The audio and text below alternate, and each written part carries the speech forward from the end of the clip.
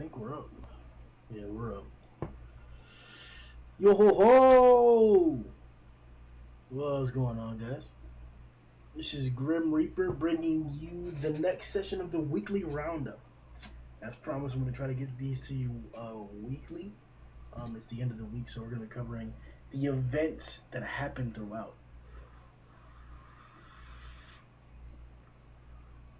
Both in the different mangas that we cover, in the Discord, and yeah, everything in general. So let me give a quick second to send this bitch out to put this bitch on the tube for real. Any viewers, please tell me if you have any audio issues or anything like that.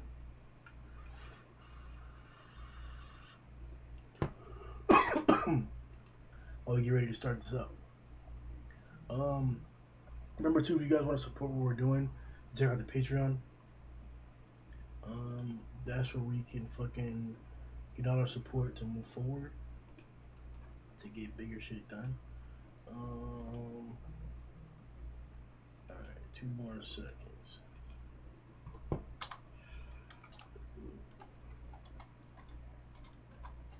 I was actually rereading a few of the chapters in too, and I was getting kind of excited as to what I was seeing. Got me excited to talk about this shit.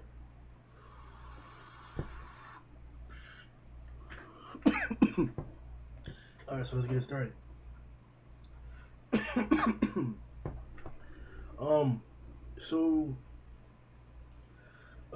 Let's start off with Tazai.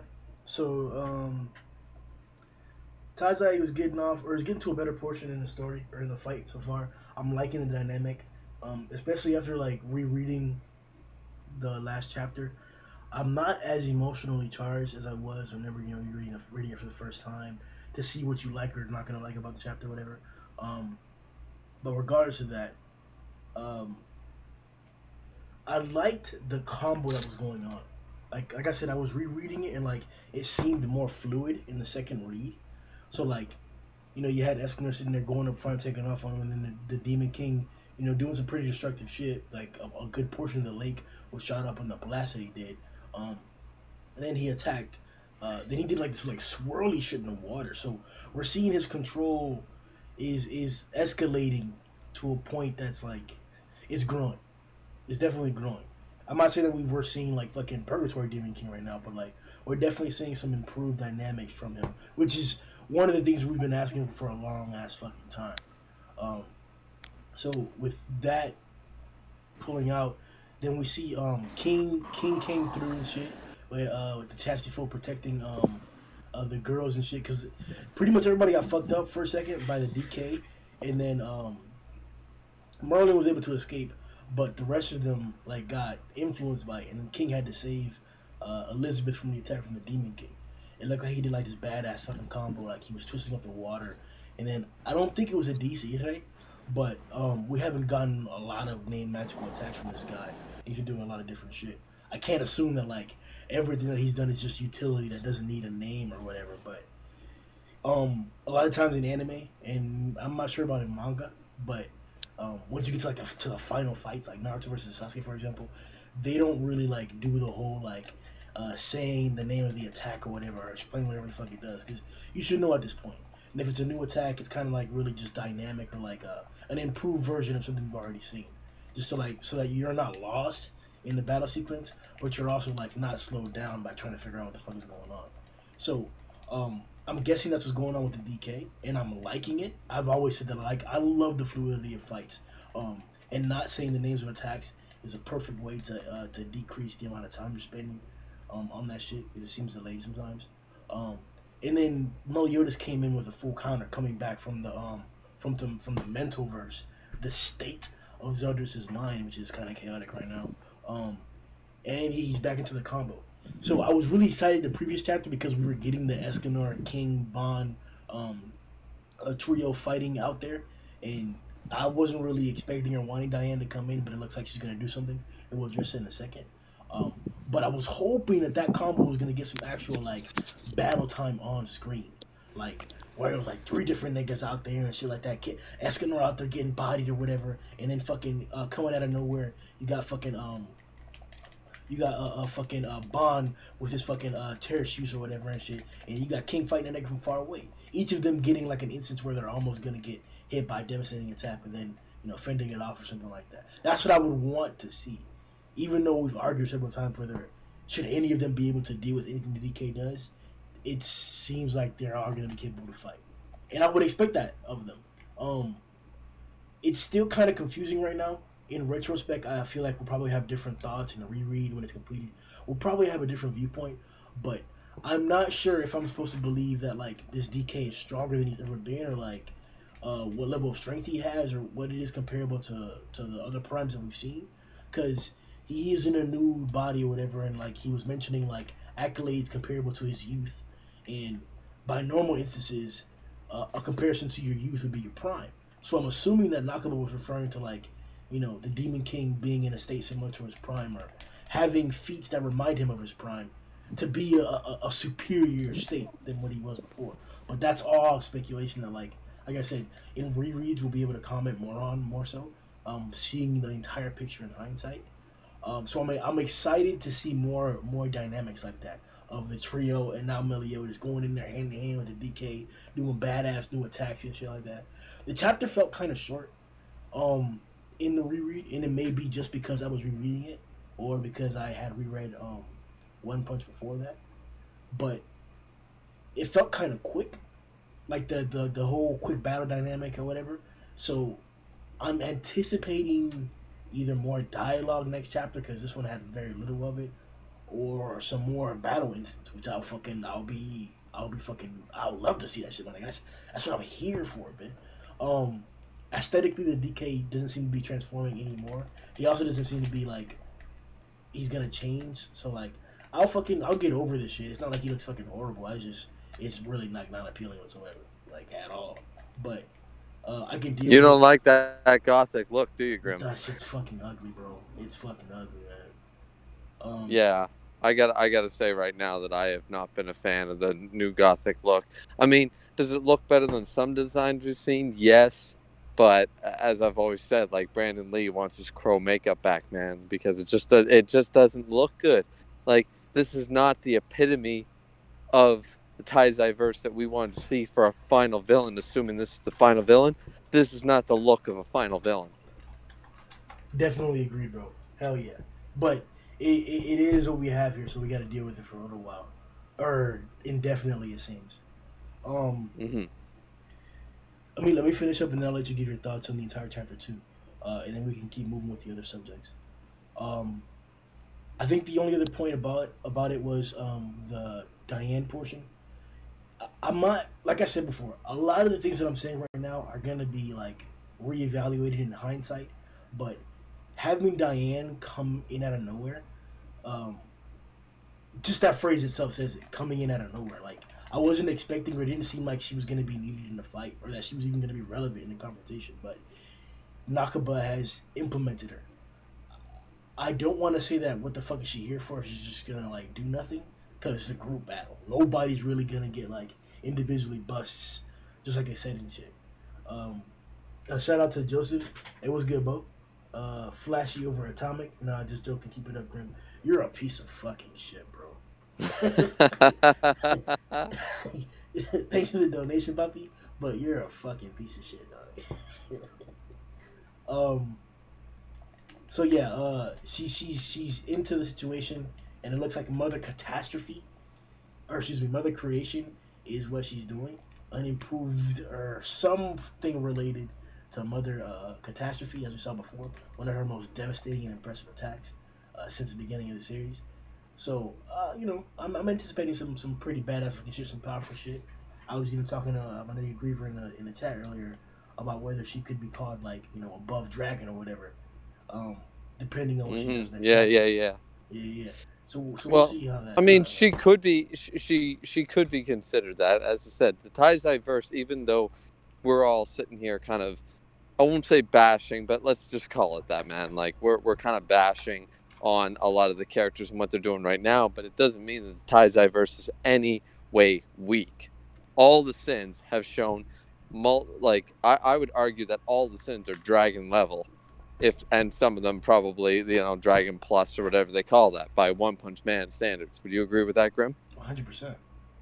Yeah, so when we're bashing on Deanne for doing certain feats, or if we bash on Goth, or if we bash on somebody, anybody, it's usually from the standpoint of that universe and what we've seen. It's not from a standpoint of strength or anything like that. It's like, yeah, Deanne is fucking powerful. We know that. She just isn't in the same tier as the combatants she's currently facing. I think that's where people have a bit of their issue. So I'm excited to see what this Mother Creation is.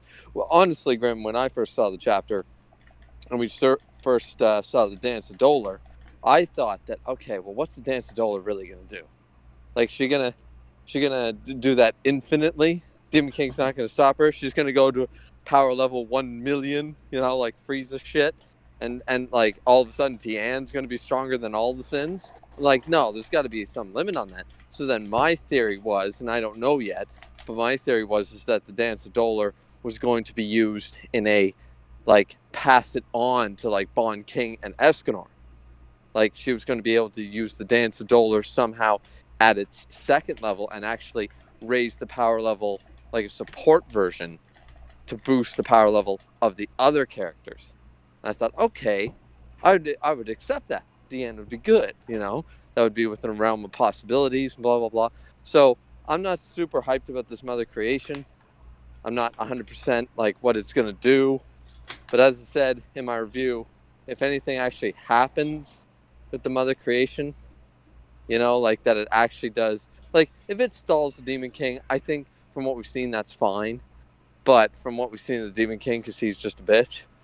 But if we actually go further than that and it does any real damage, then I just gotta call some bullshit.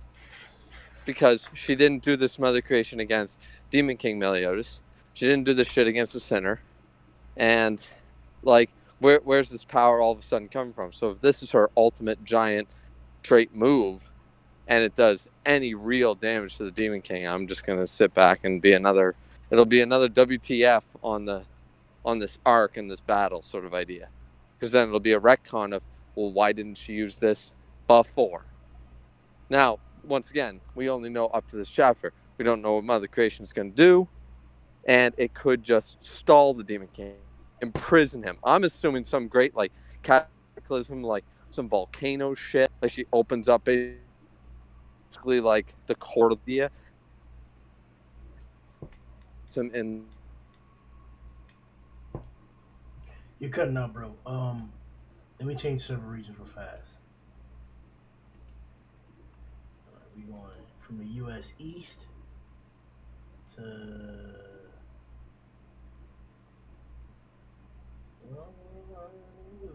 the Central, U.S. Central, yeah, because they nowhere closer to Nova Scotia. yeah. All right, bet you can hear me now. Greedy poo. Yeah. All right, bet. Yeah. No, I'm as I was trying to say, I'm just getting home now. I'm literally unlocking the front door. I was walking home. So I'll be on a here in a few minutes. So All right, bet. anyways, what did so I do gotta ask, like I but what's with the perfect cube protect? I just gotta ask your thoughts on that.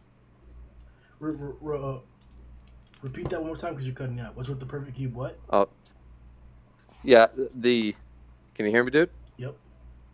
Okay, the perfect cube stopping Elizabeth's curse. Thoughts?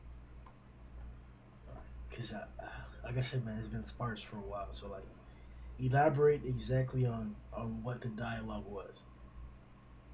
Okay. Just give me. You keep talking, Grim. I'm gonna be about 2 minutes to load up on my proper connection on my computer. So you just keep talking, and we'll jump back to it in about 2 minutes. All right, bet, bet. All right. So in the meantime, let's talk about some fucking titties then. So I've always loved Bakuba's like titties and shit. Like whenever he draws them on Merlin, he does like a lot of playing with them in terms of like Elizabeth, and I love that shit too. The anime does a fucking amazing job with that shit, bro.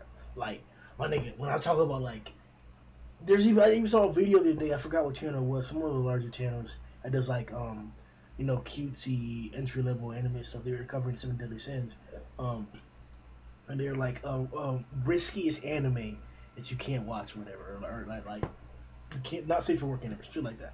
And they had ties like high up on the list because of that. Melio's sitting there all the time playing with her titties and shit, and I love that. And I'm not saying that like I don't want more, but like it's just I don't know, man. Sometimes it's the change in focus and shit. It's just it's not what you want. But regardless of the situation, quick intermission. Like I said before, the weekly roundup is going to be our stream covering everything that we cover. A lot of times, I'm not going to be able to do videos on like, wow, those pussy ass fuck niggas. On every single thing. Like the goal would be to do a discussion on every single chapter that we read. I do a live reaction every single chapter, whatever. But I can't because of different like complications. And I'm also working on a lot of like subject and topical videos for the playlist that we have. Like I am currently working on a Monster Anomaly video. There's like 2 or 3 that I have on hold. I got a collab for a Monster Anomaly video with Zonin coming up that we currently have on hold for Garo. And if we're waiting till like Garo's storyline gets like developed a little bit more, but if that doesn't, if we're not able to get that within like the next 2 months, then we're gonna be covering Boros instead. So watch out for that. I'm trying to start a versus series, like a complete versus series, too. But this is the different shit that's like we're gonna get started up. But yeah, if you're waiting for a One Punch discussion or a One Piece discussion or a solo leveling discussion, it is coming up. But as I said before, we cover everything here. So somebody sends this first. What's up, Griever? What's up, dude? You hear me okay now? Yeah. Yeah. Okay. So the only question I had about this chapter, man, was as I tried to say before, was the whole perfect cube blocking. It seems the curse, like Elizabeth currently has the curse on her, right? And like that's the whole reason they're fighting. Like that's like 90% of it, right? And apparently, like she's under the protective cube right now, like the perfect cube, and like Elizabeth basically says to Merlin, like, you got to get rid of this so I can like heal them. And she's like, well, I can't do that. The Demon King's curse is still upon you. And she's like, well, that doesn't matter. We need to help them. And she's like, okay. So she dispels it. She heals. The moment they do that, all of a sudden this random lightning strike comes down from God knows where to try to kill Elizabeth. So that implies to me, and I don't know really how to read it any other way, is that the perfect cube was actually delaying at the very least, if nothing else. And I say that. Oh, are you saying that the lightning strike was like the effect of like trying to kill Elizabeth, like the curse activating? Yes. I don't know any other way to see it. We didn't see the Dice Demon ire. King. What's that? Dice ire. The lightning attack that Zeldris does, and the lightning attacks that the Demon King did in Purgatory. I mean, yeah, we've seen lightning strikes before, man. But what I'm saying is that the Demon King doesn't raise his hand. All we see is like thunderclouds and stuff. Literally, it happens the moment that she dispels perfect cube. All But of you a sudden, saw how this it started. Oh fuck! It's 4 niggas over here. But you saw how it started, right? Like the water was twisting first, and then shit like that happened. yeah, that's what I'm saying. But once again, it's the similar thing. The rock face all of a sudden split and tried to fall on Elizabeth. You know, like it's a coincidental thing. It's something that's possible, but fate itself decides. It's like some Final Destination movie shit, right? Well, It's the same with like we saw the first Elizabeth die. Like okay, some house broke down, and just so happens that the spear, one of the beams holding up the house, broke off in a spike form and happened to stab Elizabeth through the heart. That shit, you can't make that shit up. That's the curse. We saw that. That was literally the curse, right? So it's circumstantial. It's basically like in 3 days something's gonna kill her. At this point, I'm sitting back like she's gonna drop dead of a heart attack or a stroke. At this point, like the curse is eventually gonna fucking just okay. Well, we can't kill her externally, and we're gonna kill her internally, sort of idea. But it seemed to me that the curse, because even if you take that lightning bolt, right, as the Demon King actually doing something, which we don't really have an indication of, but let's say we do, right? And that lightning bolt was the Demon King attack. Even so, why would Merlin say the line, I can't dispel perfect cube, the Demon King's curse is still upon you? That line makes no sense if it doesn't imply that the perfect cube is actually preventing the curse. Yeah, the physical protection. Yeah, no, that's Yeah. No. You made sense to yourself. It's the physical protection, like physical. If we're to believe, as you said, like instead of thinking that it was a demon king who sent the lightning attack, let's say that it's the curse's effect. The curse is conjuring these catastrophes to kill Elizabeth. Then the lightning bolt that came down was going to come down, so she had to keep the cube up to ensure that nothing was going to hit her. I mean, that's fair, man. But the problem I have with that is that we've seen, and we've also seen, like, Merlin expand her perfect cube. We don't know how far, but we saw her do that. Like, we had a small one right now. We saw a much bigger one with the Escanor Meliodas fight, right? My argument is, so Merlin knows this, clearly. Meliodas must know this. Yet they've let how many Elizabeths die without just perfect cube her ass? Live in the perfect cube. Then the Demon King curse can't affect her. Because clearly, that's what they're implying here. If I let you out of the perfect cube, the Demon King's curse will try to kill you. That's what they're implying. Because we can confirm that we're missing information, and we can also confirm that she's died without fail every single time. So we're either going to she hasn't died this time. I know this is a weird circumstance, but this time she hasn't died. So what's the respawn time for this curse? The Rockface tried to drop down and kill her. How many other times has the curse tried to kill her since? We haven't, like, when Meliodas and Elizabeth were flying, it's clearly not like every second of every minute of every day it tries to kill her if it fails once, right? Because we saw them fly away to the Demon King fight. We saw her fight Bloody Ellie and all that shit. Like, she was trying to fight the Demon King. We didn't see some act of God come out of the sky then, right? Something didn't swallow her up whole. Like, oh, curse. I think you're looking too far into it, bro. Because we're given all the, like, basic components of it already, or all the, like, considerable rules that, like, it's going to try and kill her no matter what continuously, and that it's succeeded most times. Now, like, no. The curse was stated: no matter what, she'll die in 3 days. Yeah. That was no matter what. Yeah. So no matter if Meliodas full counters his way through thick and thin, it doesn't matter. Something will kill her. I took that to mean, like, basically, eventually, like, a heart attack or something will eventually, like, it's like the Death Note, pretty much. Her name is in the Death Note. Yeah, she's gonna die. It won't be some hack shit where, like, she all of a sudden just starts dissipating. It'll be like, it has to be body within the realm. Yeah. Absolutely. Yeah. But something will happen. But I just don't like the fact that, like, the Bond thing kind of was a little bit of a stretch. But now this whole perfect cube thing kind of bothers me a little bit. I don't know, man. Like, I get your reasoning. I was just really bothered by this perfect cube thing, because that means to me that Merlin and Meliodas look like morons because they didn't say, oh, well, we'll just trap the 37th Elizabeth in the perfect cube, and then we'll figure this out. When you first said it, I thought you meant that you thought the perfect cube was, like, insulating the curse from being able to, like when she's in the perfect cube, she's no longer cursed.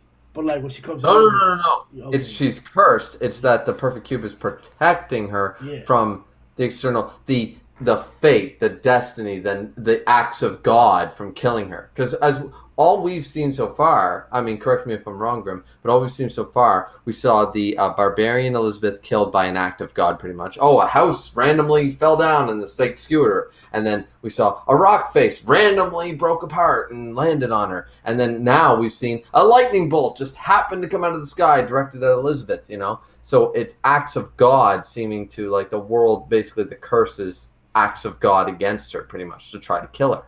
So that's the way I'm taking it so far. Literally one of the craziest forms of magic so far. Yeah.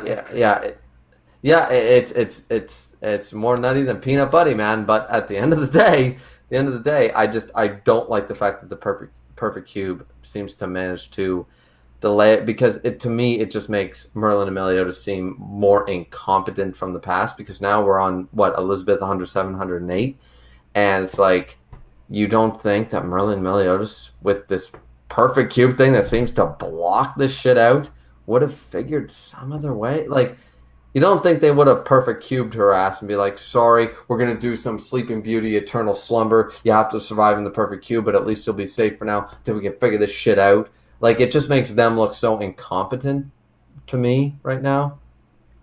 It just does. I don't know, man. Maybe I'm, as I said, don't want to go too deep to, waste the whole time about it. No, we got like 15, 20 minutes left to use on time that. So like, what are your thoughts on the rest of the chapter? Like the whole Escanor and the whole the 4 guys versus the Demon King stuff, or any thoughts you have in general?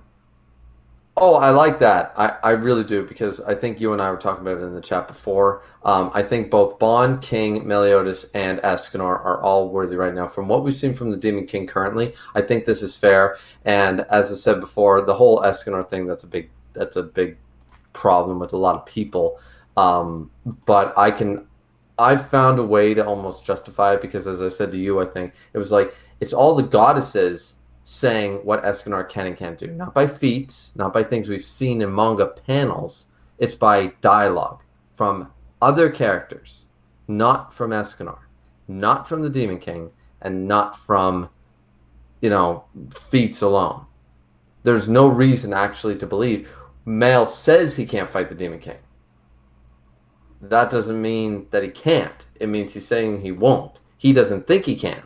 So things like that. So Escanor doing what he's doing right now, and as I've led to believe that, like, right now he's using, because we've seen him use techniques he's only using the one form, now outside of the one form in this fight. I believe he's basically using up all the stored up sunshine in his own body right now. He's basically going all out, like the sun that burns the brightest, basically, and he knows he's going to die anyways. So he's like, before he was like handicapping himself. Now he's using 110%. He's burning himself hot. And so to me, it makes sense. I like the idea of them fighting together, the 7 deadly sins against the Demon King. I like it. Mm-hmm. If the Demon King wasn't such a fucking bitch and this power scaling thing wasn't so terrible right now, I'd be enjoying it way more. Deanne doing her thing, whatever. Once again, I think Deanne at this point is comic relief. She whatever. As I said, mother creation, whatever that ends up being. As I said, I think she's gonna basically try to like bury him, like send him to the like center of the earth, and like bury him with the entirety of the earth upon him, and it'll delay him a little bit. Outside of that, if it actually damages him, it's like, well, the power scan's already fucked, but this put the nail in the coffin. She's above dragon if she can do that. She's above dragon, sure, but the Demon King is God. So, what the fuck? Well, yeah, but from that's my problem. That's my problem. Is that the entirety of the Demon King has been hyped up to be like, you and I both know.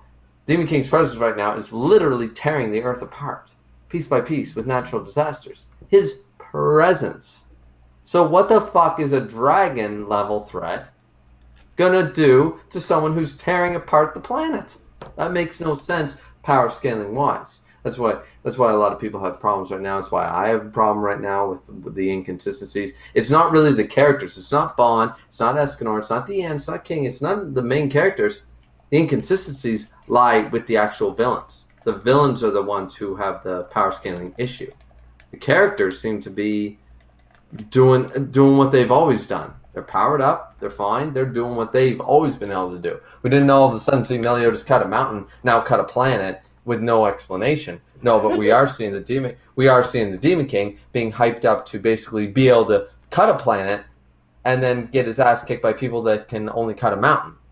And that's what doesn't make sense. Like, people got pissed when Escanor blocked his sword, and it's like, well, literally, what made you believe that he wouldn't block his sword? Well, the Demon King is a god, and blah, blah, blah. It's like, yeah, but he got his ass kicked by Bond, a human.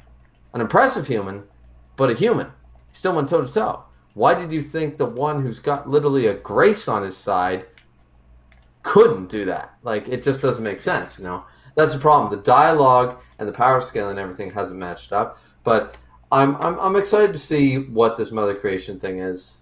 I mean, as I said, I'll be disappointed if it actually does real damage to the Demon King. But if it delays him, I'll be good with that. Maybe Mama Hawk will show up. Something with her.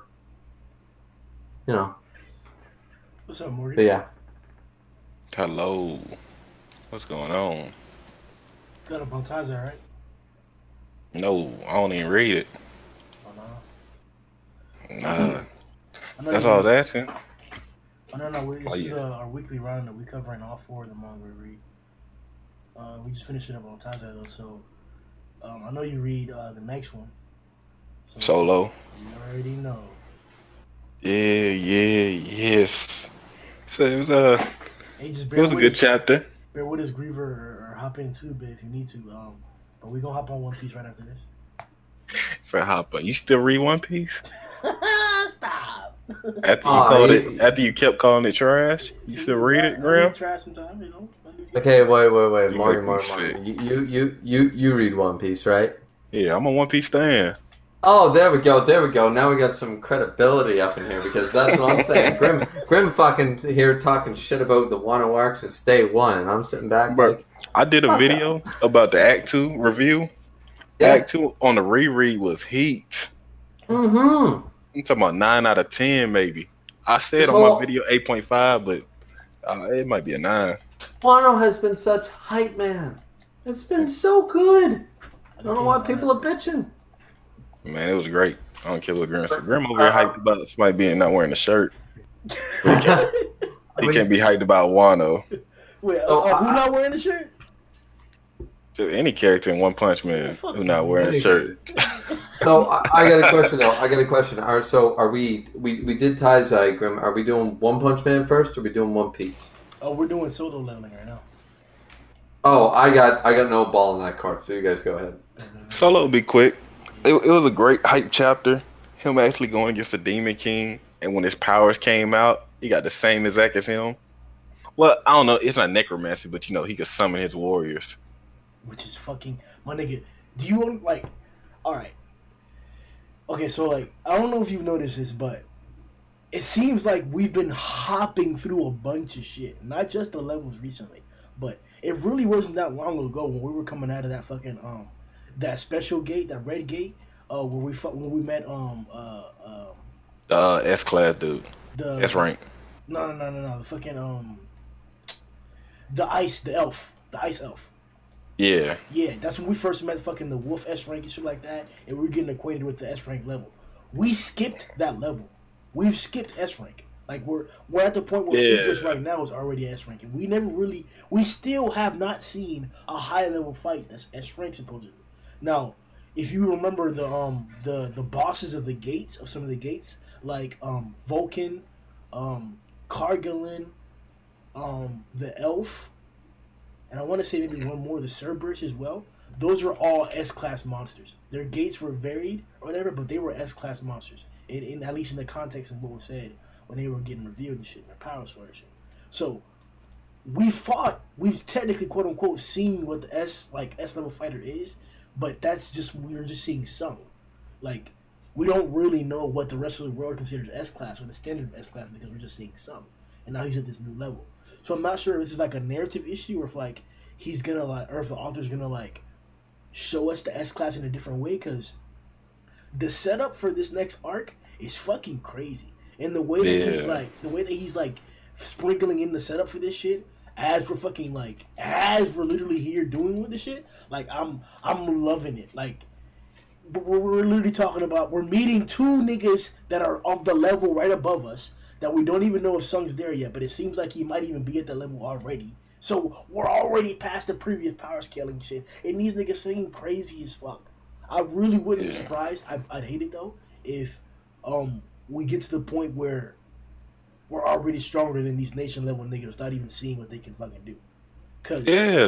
Remember when he was talking to the old head and he was like, man, his presence, he's S rank. He's above S rank. So Sun Jin Woo is above them. I don't know about nation level or nation rank yet, because they monsters about to go against the Ant.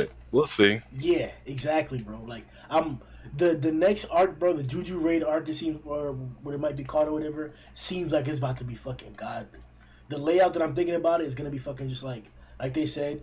They're gonna like realize or accept more of Sung's power or what they previously heard about the shit, and apparently, old dude thinks it's enough to lead all of South Korea.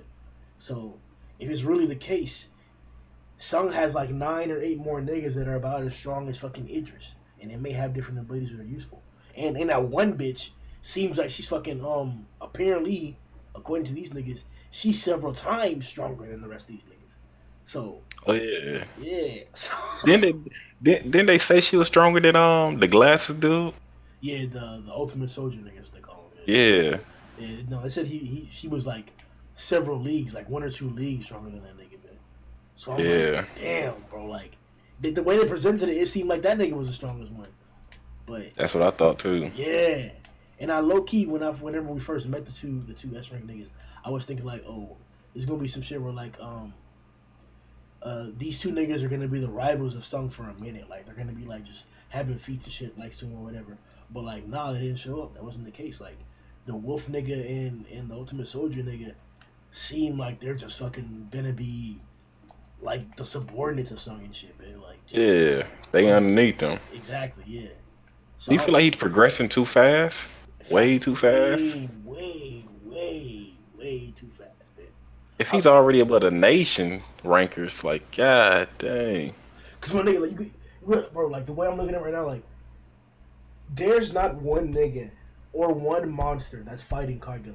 Like no, not one nigga's doing that. Like the nigga we're fighting right now, the Demon King, the leader of 100 floors, Mm-hmm. as cool as he may look, man, I'm not fucking that crazily impressed, man. The bitch that's with us, she was taking out buildings and shit with her fucking spear thing. So like I know that like these fuckers can fade and shit. What I'm fucking like concerned about is like this nigga is crazy. Like Cargillin is crazy, bro. Like who else? What else are we talking about? Like encountering that could really fight that nigga, man. Like it's got to be some crazy ass shit. I would even say that right now we could fight that first gate. That first gate with all the statues and shit like that. We could probably Yeah. fight that bitch, bro. Low key, we could. So what's left, man? What the fuck is on Juju Island that's gonna be troublesome and shit? Like The Ant Queen. They said that's the main target, right? But is it Sun Jin Woo? Is he even going there? I mean, Like they were talking about the Japan linking up with the Korea, but they ain't say nothing about Sun Jin Woo was gonna go. yeah, they did. Yeah, they did. Yeah, old dude said that he mentioned that his bargaining position or he wasn't feeling okay with the situation because he only has 9 S rank niggas or whatever. But Yeah. he's like with Sung we should be able to be all right. Okay, So, well, yeah. Sun can't commit to it though. Next, you know, he gonna turn around and say, "What? I ain't never said I was gonna go." He's still leveling up himself, Yeah, but he probably gonna do it just to level up. That's what I'm like. It's I'm excited to see what happens, bro. But like at the same time, cause the dynamic of how fast we're going, the only reason why I'm not like tripping about it is because everything's so exciting. Like every new step, we're moving forward towards more exciting shit. And some of the plot stuff, there's not really a reason to stay on it. So I do like the fact that like we're moving past this shit. Like the only thing where I thought was like they did kind of too much of it was like the fucking the popularity shit with the skinny dude or whatever. Like I guess it's Yeah, gonna be relevant or whatever, but I ain't really give a fuck about that. nah, Yeah, he getting thrown away. facts. Don't even worry about him. Exactly. They was just doing like the flex song, man. I was thinking of the dude that said he was gonna join Sung Jin Woo's guild instead of taking over his dad's. Yeah. Jinho. That yeah, that probably was too much, but it was good. They sped past it Oh, yeah. I feel when he tried to bring in a whole spy, and he's like, "I know you work for him," and then yeah. they had that whole little talk and stuff, and then he turned his dad down anyway. Exactly. Yeah. So I'm like, it's It was cool. I'm okay with like I don't know, cause that whole dad part shit too. Like after the initial or after he had already achieved his goal, I ain't really give a fuck about his dad no more. Like this whole shit about his dad being sick, like obviously, Oh, yeah, like exactly, dude. fuck the dad, huh? Nah, nah, we ain't like that yet. I mean, I'm not gonna be mad whenever like he reaches his goal, but like obviously that's what he's been positioned for. Like his dad is sick, so he's gonna have to try to like do something or like ask Sung to help him. And coincidentally, Sung has the fucking the ability to heal his mother. So I'm anticipating a situation where like Sung has to try to like get more resources or try to find a way to help this nigga's dad and his mom or whatever. Some shit. It'll be something like that where either like Sung gets an additional conflict because Jinho's dad is also being inflicted, or Yeah, that Sung is just able to like fix the issue like entirely and it's not a big problem. But like, cause like that's been true movie too, bro. Like we really don't be like addressing the fact that like this nigga's mom is sick. It's really every once in a yeah. while when he talks about it. Was that like in the beginning? Cause I don't think I remember that. Yeah, way in the beginning, it was subtle, bit. Okay. 'Cause, I swear it was because when it popped back up like halfway through when I was catching up, he was like, "I'm gonna save you, mom," and you actually see her still sleeping and stuff. I was like, "Oh, John, he was fighting for his mom." I forgot about that. Yeah, nigga, that's what I thought he, they told I us thought he was whenever just we were talking leveling up. about the money and shit. How the lower you are, the less money you get. He's like he Yeah, barely makes enough money, so I guess that was a goal for it. But yeah, it was cool. I feel like it didn't come out of nowhere. It was planted right. yeah, I want to You see probably more. should have seen him visit her a little bit more, but it's cool. Yeah, I don't think we only seen it like once. He's been in the hospital Yeah, already. that's when the old head pulled up on him. What you think of these ants, bro? Like they was talking about a single ant is an S rank, Oh, they have a whole colony to a whole island to and they themselves, growing wings, bro. and then the Japan guild they only sending 10 S ranks, Yeah, and they got a whole colony of S rank ants, and they want just a couple S ranks from Korea and nation people too. I mean it's only so we got the Japanese nigga who's looks like he's probably nation level or whatever, and then like you said, all his S rank niggas. But like it's like Yeah, we talking about before, the S rank could be wide ranging. So I'm assuming that the author's gonna use that to his advantage, showing off that some of the niggas have like different traits and different shit at different levels of strength or whatever. So some niggas could get bust by some ants, and other niggas to save them. Some shit like that'll probably happen. Um, yeah, but I'm low key. I'm excited to see all the new S rank niggas we gonna get though. Like the yeah. what's the one nigga? Remember the popular nigga we was talking about that was annoying? That the A rank dude. Uh, yeah. His leader, the nigga that recruited him, What guild was he? the Um, Reaper girl, I think it was. Something like yeah, that. I Yeah, forgot his name though. yeah. I don't remember nobody I, name. only person name I remember. Shoot, I did know Ultimate Soldier Tiger, but the dude from Japan, Ryu Jin or something like that. That mean Dragon King. I had to remember that name. Damn, nigga, I ain't know it like that. So you It saw was a translation or right. something? Yeah, you can look that up. But Oh, the reference, man, to the Japanese mythology, I gotta look those things up. you say so, bro. But And he got 11 S ranks under him. Japan only got one guild total. I think that's what it said. I mean, everybody top tier in the same guild. yup, that's crazy, bro. Like Yeah. that fucking like. All right, Joseph, bro. See you later, man. Oh yeah, Um, can you ban Muppet? He said you don't know Morgan like I do. He's a monster, the scum of the earth. nah, What did I? I just made up my mind. What did I do to you, Muppet? Nah, it's cool. I'm joking with him anyway. uh, what else is there for solo? Oh, did they show the Demon King arm getting ripped off in that little thing they had before the last panel? Did his arm get ripped off? Yeah, because in the last panel he didn't have it. So I'm like, I don't even, I couldn't find it when Sun Jin Woo cut his arm No, he ain't cut it. He got hit by car gun. when he did the blast. Yeah, he got. Yeah, they clashed and then the blast bounced off. Mm-hmm. And then Sun Jin Woo did like a slash or something, and that's what brought the dragon down, right? Nah, nigga. Sun Jin Or the Woo attacked. wyvern. Sun Jin Woo attacked, and they got around that shit, and then he attacked Sung. Sung was fucking dodged a critical ass attack, and then Kargalin blocked that critical ass beam attack, and then ended up hitting the Wyvern and I guess his arm apparently. I gotta read that shit, but yeah. Pierce says no, his arm was behind his back. Yeah, exactly what I thought. Yeah, because he was carrying a blade. They did that like fucking that silhouette badass shit where he's walking up. Okay, I had to relook at the chapter, man. And then Rand says, "Fuck Morgan." Why I got so much hate, man? What did you do, man? What did you do? I just speak my mind and they hate me for it. Oh, I'm used to that. I'm really used to that. No, I'm joking. Me and Rand played Pokemon, and I stole all. We were playing it in Discord, and I kept catching all the ones he tried to get. I kept sniping him. Shit. It's not my fault you washed up, Rand. Not my fault that you're playing against a Pokemon master. Thank you. I'm Lance. You see the avatar? Exactly. You're Lance. Jesus Christ. There's only one better trainer than that, and that's Red. Nah. Nah.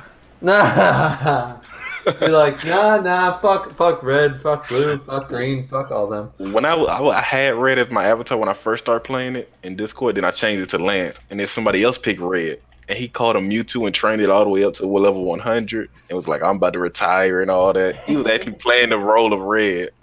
Ah, Jesus. It was great. And then I battled him. I was about to win, but he left. He ran from the battle, so I couldn't get the dub. He ran. He was too afraid to face the dragon. That's cool. And then Rand said, I hate this nigga. We get it, man. We get it. But we done with Solo. Let me see. How you feel about the girl, bro? The S rank, or you talking about the demon? The demon. It's not too bad. I mean, we skipping past her, like actually guiding him all the way to the top, so it wasn't bad. Bro. I mean, like it was gonna be some lovey-dovey shit, and Sung already basically like. Hold on, did you read that as like he was saying that he likes her, or like, what was the hate like? Did he just declare his love for her, man? Like, no, I don't think it was that. Nigga, that's literally what it was saying. It was some shit like I like you or some shit like that, or like I've grown. Some shit. I've grown to like you, yeah. Yeah. So exactly what it said, yeah. I don't think he want to smash though. I doubt that. Come on, this song, man. Man, he said that girl is the waifu. Heck no, the S rank is the waifu. She sniffed him and said, "You don't smell like other men." Yo, that's right. She really did sniff him, man. Whoa. She was basically inviting him. Pull up. So there was this scene, Griever, where this really strong character, somebody rivaling the main character's capabilities at the time. Or no, at the time this individual seemed to be stronger than the main character. And the main character has this like really like a persistent like ideal that like he doesn't want to have anybody see his power because of the plot. I won't ruin it for you. So he went on this entire mission secretly and had to save this entire group that he was with, an escort group, using his power secretly to defeat this huge mass army. And after the incident, or in between the I think it was after the incident, she approached him and she smelled him to see what kind of person he was or whatever. Apparently she says that like she can sense something about an individual because of that. I don't think it's a sense or an ability, but like it was a lot of like sexual tension, not coming from the phrase or the sentiment itself, but just in general, it was presented in like like she may be sexually interested in some because of that. She even blushed and shit, man. So now we're under the assumption that if she meets you, she wants to find out what kind of nigga you are, so you'll smell your dick. I mean, yeah. I mean, she was thinking about him in bed too. Yeah, she was. At the very least, I can agree. She was thinking about it. It crossed her mind, maybe a couple dozen times, but it crossed her mind. I can agree to that. Sanjay Wu about to pull. I wish he would have at least, the healer chick that retired. He should have got her first, and then dipped off. Bro, we seen a flash of her too, of her considering a song or whatever. So I think she even mentioned that she might come back or might come visit or some shit. So I'm interested Yeah, to see like if this nigga gets into like a love triangle or like a fucking love square or rectangle, whatever the fuck it is. have a whole harem. My nigga, you already know, man. The demon comes back with him and shit, and then the S rank bitch sees that fucking it's a demon over, so she gets mad like you brought a monster back. What the fuck is going on here? And then fucking the healer bitch comes back and shit. Bro, whole harem full of hoes, and then his sister on some incest shit. I was like. Oh, what? I mean, I am on record saying incest is incest, but I don't know about his sister. She like 12, 13. That's outside. That's way outside of my expertise. Well, a wise man once told me, if her age ain't on the clock, Grim. That quote it stuck with me. That's better than what I heard from fucking someone from Illinois saying she old enough to piss, she old enough to. Oh yeah. no! Oh yeah, I did not. I was like, okay, I ain't gonna talk to you no more. No. Yeah, that's what I said. I said no, not like that. Oh man. No, no. But don't check VC quotes in Sasuke server. I say things, they just write it down. They don't even let me get the whole context. That's all right though. Hey, what podcast is Sasuke doing right now? I think the king of anime. Oh well, C Tactics and EA. Oh, them niggas and shit. Oh, facts. Yeah, we ain't got no M5 this weekend. We doing that next. Marcus still got some hate for you, man. Like Jesus. Who, me? Yeah. I talked to Muppet like 3 times in VC. You know what? The thing is, he should be hating on me. Usually, he trashes me that I suck. I don't read One Punch Man. I don't know what the fuck I'm talking about. Fuck your reviews. Fuck your knowledge. Fuck this. You old fucking piece of shit white boy. He tells me that all the time. Hey, he calls you white boy. So, well, I am white. I mean, yeah. He's not wrong. I guess I'm old. If 28 is old, okay. Yeah, I'm an old fucker. So, I mean, but yeah. White boy's a slur. I mean, no. Apparently, no. Apparently, crack is a slur. Apparently, if I'm called a saltine, I'm being insulted. Oh yeah, that's a slur. Yeah. Well, I mean, I thought he was asking, like, do you want a Triscuit? Do you want a cheese nip? What do you want here? You know, like, what type of cracker? I can serve, toppable. He said Griever lying on my name. Yeah. Sure. And Grim knows. He's been in here fucking trashing me every single time. What was the last time, Grim, we were doing that fucking One Punch Man fucking power scaling or whatever? Uh-huh. He was calling me. Oh man, he was calling me out hard. You don't read One Punch Man. You don't remember this one-off character. You're a piece of shit. I've treated Griever like a king. Dang. When? Dude, Somebody if you lying. have. All right, Marcus. If you have, and you are not Chocolate Muppet or whatever the fuck you're calling yourself these days, He got so many names. I mean, if you're not him, then I apologize. I do, but I'm pretty sure. YouTube channel. I don't recall the white boy thing, Griever. I mean, no. That was that was from the Discord thing. Wasn't that, Grim? We were talking about, is it okay for like white people to call black people, like if you're friends, to call them whatever? Bro, I wasn't in that conversation, bro. You're not gonna drag me into that. No. I was in that, and I was just like, listen, because I remember the first time you contacted me, like 2 years. Oh my god, it's been over a year now, hasn't it, dude? Damn, bro. Yeah, it's been a long time now. But I remember you telling me, it's like, dude, if you want to say that, that's fine, whatever. You know, and I'm just like, man, I'm white. I'm good. Like that's not me, right? Like if other white guys on your podcast want to say it, that's up to you. It's your podcast, but I ain't saying it, and it's not because whatever. And they were all talking about that shit, and they're like, yeah, but you're white, your opinion doesn't count or something. And I'm like, well, I'm the white guy saying no, white people shouldn't. Just leave it alone. Like, so. And then Chocolate was saying like he's black, and then people were like, no, you're not black. And then he's like, yeah, I'm black, and I had no idea. So there was some toxicity going on there, man. Dang. Alright, and that's pretty much it for Solo. I'm so anticipating this fight. We got like 2 badass spreads, like when the dude was summoning his army. Real quick though, just to speculate on fucking like, cause if we, alright, we probably can't get this dude. He's a demon king, but like, this nigga just summoned an entire army that's still enveloping Sun right now. He summoned that out of nowhere, like, Yeah. and he can fade himself. Mm-hmm. Like Kargalin, it was badass when Kargalin came with like a few of his orc commanders and a few orcs as well. But like, if That electricity blast he sent out.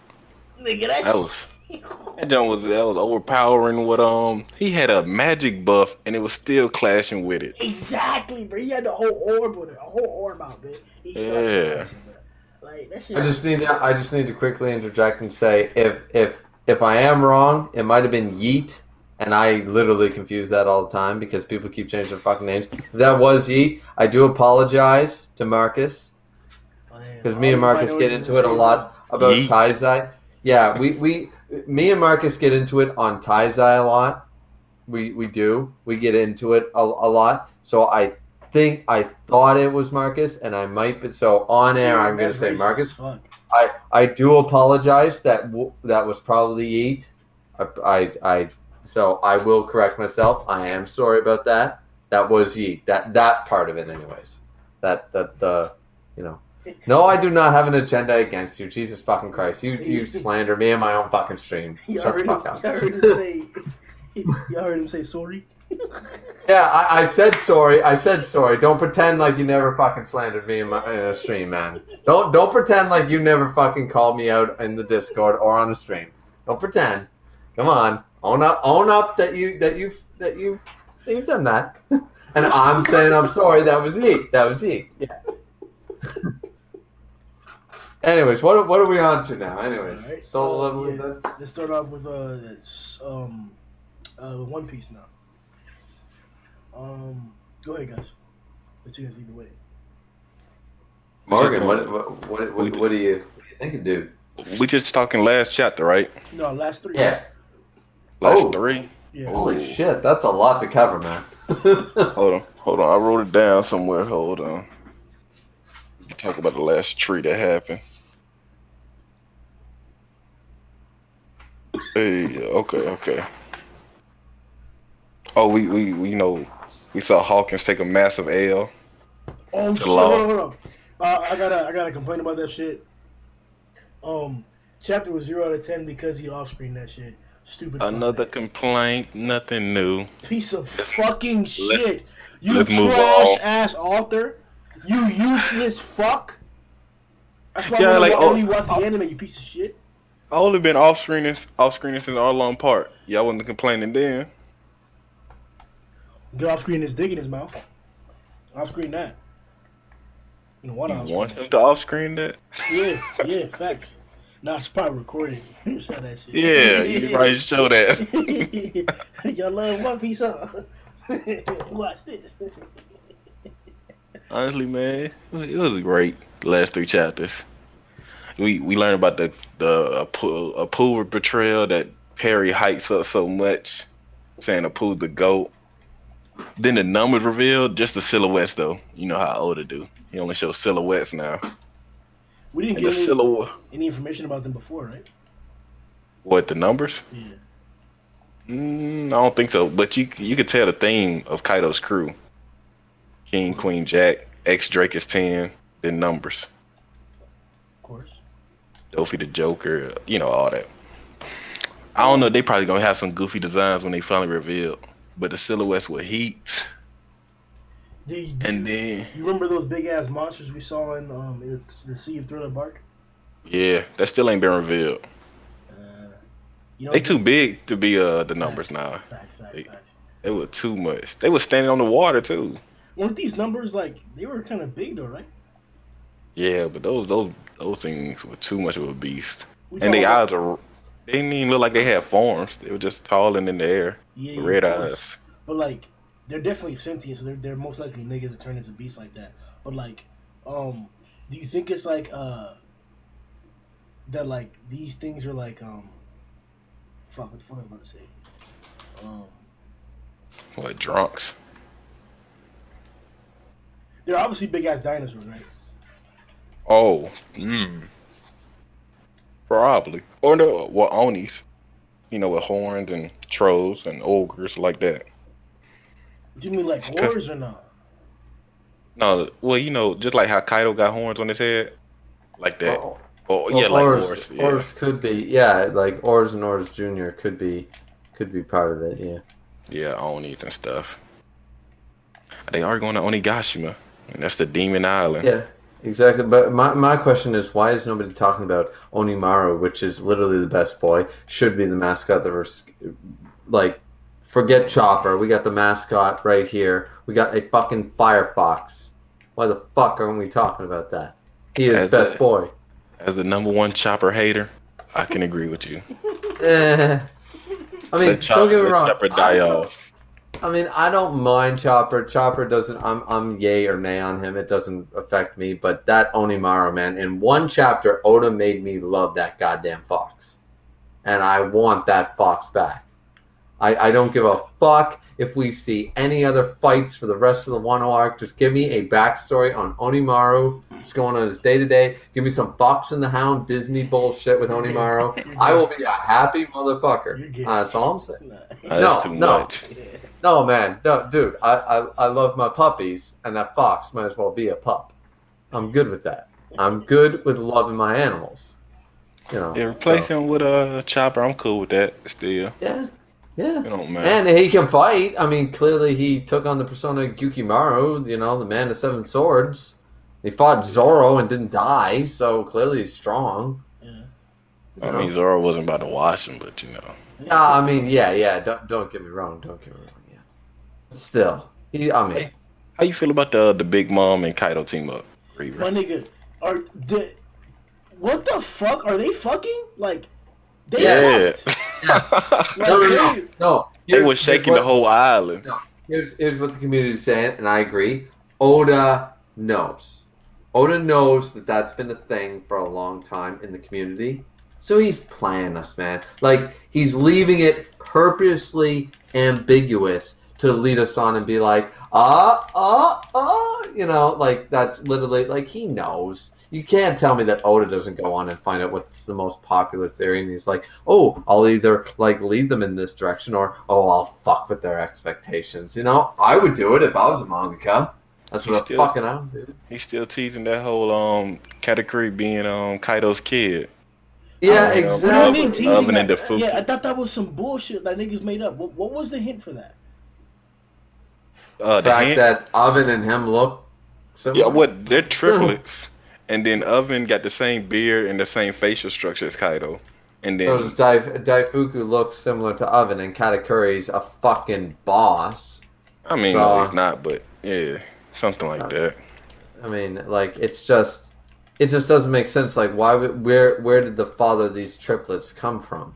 That are literally the strong, like, 3 of the strongest of the Big Mom crew. When she's got like 60 fucking children, and one father gave birth to these 3 powerful people, like, you got Perispero with Streusen and stuff, and it's like, okay, 1, fine, and then you got like, okay, this one, but 3 powerful, like, commander level people. The father had to be somebody worth mentioning, And they were born on a boat, so they were talking about that's where the Rocks Pirates, back when she was with Kaido during those days.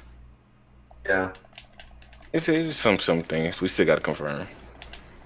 I mean, I think the thing, like, Grimm never agreed with me on this thing, but the thing is that it was stated to us that the balance of power was Yonko, Marines, and Warlords. Yes. That's a 50-50 split. People seem to think it's 33% like a pie chart. It's not. It's 50-50. It's the Yonko versus the Marines with the Warlords.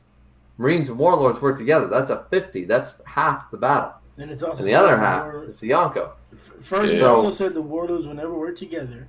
And secondly, if you think the story has shown that an admiral cannot beat any Yonko, then I don't agree with anything you said.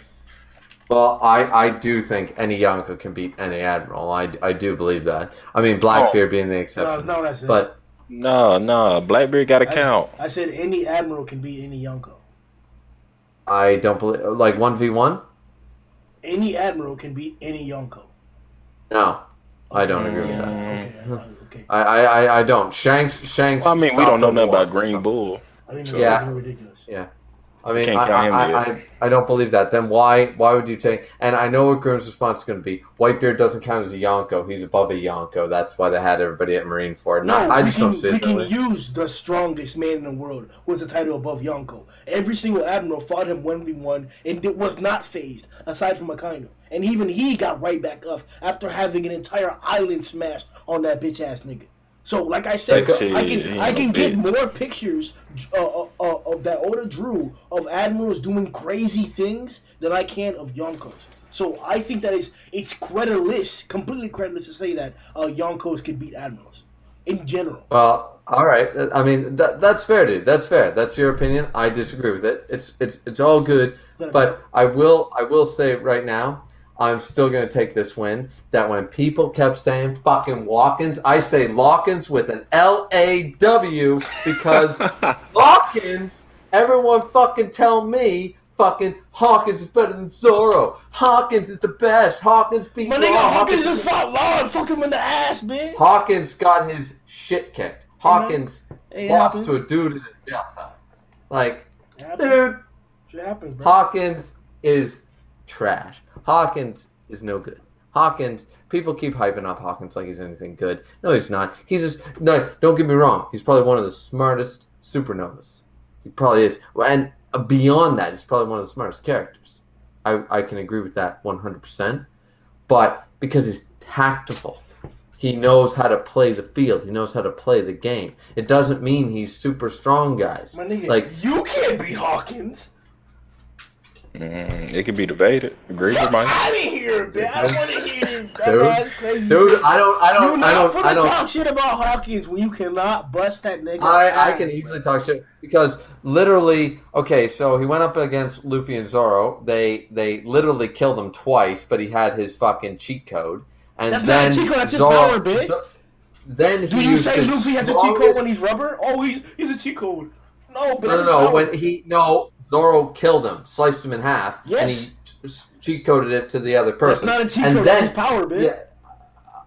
Yeah, okay. And then he hold on. Then he used his strongest attack to date, and Zoro actually had to use a named attack, one named attack to his destroy strongest attack to date. I like how you use those labels to fucking drop propaganda. Hawkins, this is the Shogun, man. You're not putting propaganda around here, man. Hawkins' strongest attack to date. Are you gonna? Out of here, man! Are you gonna deny?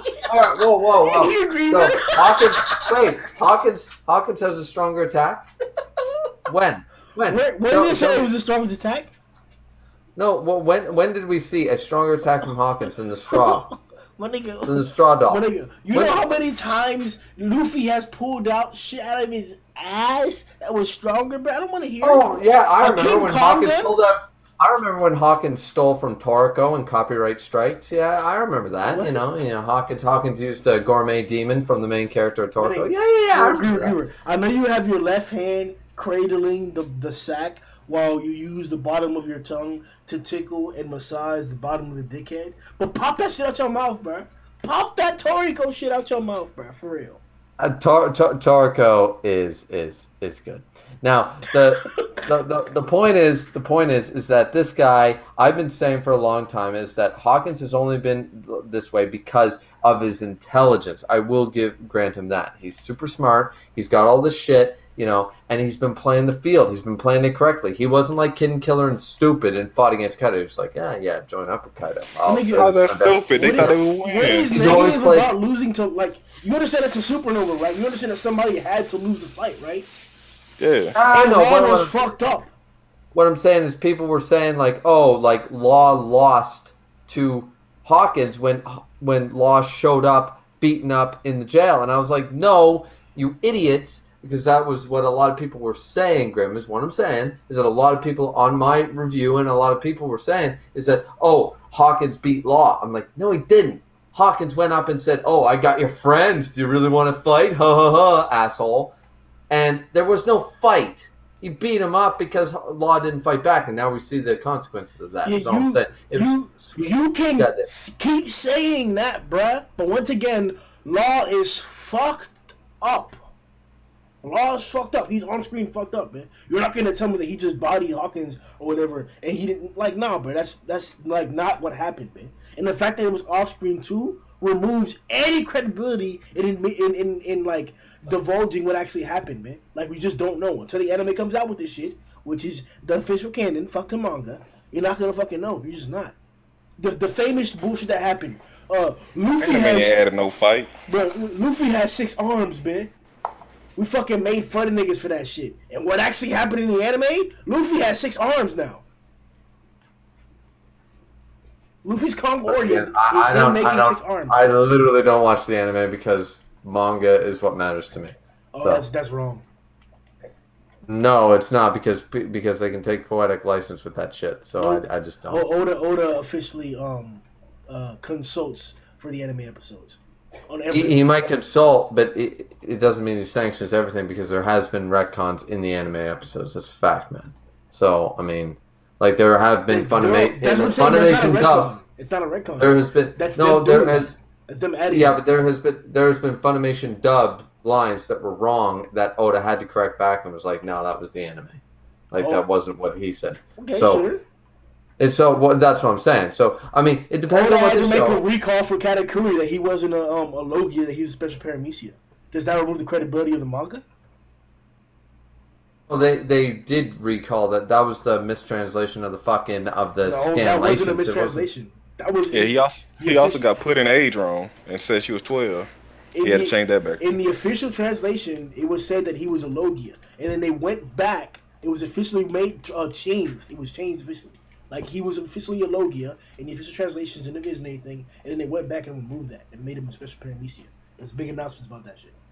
So should I remove the credibility of the manga now because them niggas can't even get that shit right? Yeah, but if Oda comes out and corrects it, then it's considered canon after that point. But until he corrects something, then no, it's not. What I'm saying is that the manga is the canon material. It's like basically saying, like, going by the Peter Jackson movies of the Lord of the Rings and saying, well, this is what they said in Peter Jackson movies. It's like, yeah, but that doesn't matter. If Tolkien said one thing in the book is what counts, not the movie. That may be the case for the majority of other anime media, which I could concur. But in One Piece, the particular factor of fights is off-screen for a reason. Because it's used for the anime promotion. The anime puts out every single fight and adds filler, or what is officially canon now, to all that shit. That's where it's depicted. That's where you don't see shit in the anime or in the manga. That's why these fights are never shown. We only see portions of it because the anime actually depicts those fights. The entirety of the whole cake is a continuous and repetitive confirmation of that fact. And the things that were skipped or off screen in the whole cake, we saw in real time, or at least in real time for me, because it's the first time where I'm reading it actively and reviewing it while the anime is active or whatever. And I actually saw every single portion that was off screen or alluded to or kept away in the manga was depicted and shown clearly in the anime. And they even added more context and shit, made shit more clear, everything. The anime improves upon what the storyboard manga covers. And he's been using it like that for a long ass time now. Yeah, they elaborate. Of course they do. They elaborate to fill out the 25 minutes. I get that, dude. Nah, nigga, no. Do not, that statement is not, I will not accept that shit, man. You just completely downplay what I said by saying that. Oh no, I'm agreeing that that's the way it is. I'm just saying that like things can still. What I'm saying is that right now we haven't seen this in the anime, right? There's no anime episode of 2 chapters ago. We know that. So as far as we know right now, is that Law beat Hawkins. He cut him up. There's no fucking. He's literally chopped into pieces, multiple. And Law's sitting there, and he's a little bloody, but we saw him bloodied up before then in the chapter and whatever, like when he was already beat up in the jail cell. Beat him up. So as far as I'm concerned right now, it might have been a handicap thing, but what I'm saying is it's sweet justice because people were telling me that Hawkins beat Law when Law was handicapped by the whole, well, I have your crew. Now, whether this fight was a handicap on Hawkins and Hawkins couldn't do shit or there's somebody else helping or whatever, I don't give a shit because people told me Hawkins beat Law, and I'm just saying right now, well, Law beat Hawkins. Go fuck yourself, is all I'm saying. I've said shoes on the other foot right now. Like you're right in saying that there's not enough evidence of this fight because it was off screen, and I'm saying, well, so was the fight previously when Law was first put into a prison cell, but people didn't have a problem then. Yeah, that's my argument, dude. Does that make sense? We did have a problem though. I dropped One Piece because of that shit. Oh, well, I mean, no, what I'm saying is the community as a whole argued with me that I said, well, Law did not actually lose to Hawkins. People said, yes, he did. He got beat. Hawkins is stronger than Law. And I'm like, no, he's not. And now we see the shoes on the other foot, and people are saying what you basically your argument to me, Grim, is that, well, it was off screen. We don't know the circumstance. I'm like, that's a piss poor argument because people told me that it didn't matter before. Literally like 5 chapters ago. Now all of a sudden it matters because Hawkins lost, and I wasn't happy about it. That's all I'm saying. So, like, I agree. Like, right now, we need context for both fights, is my argument. We need context for both. You can't have it one way and not have it the other. You got to have it on a fair, even scale. You know what I'm saying? What's up with Luffy's power up?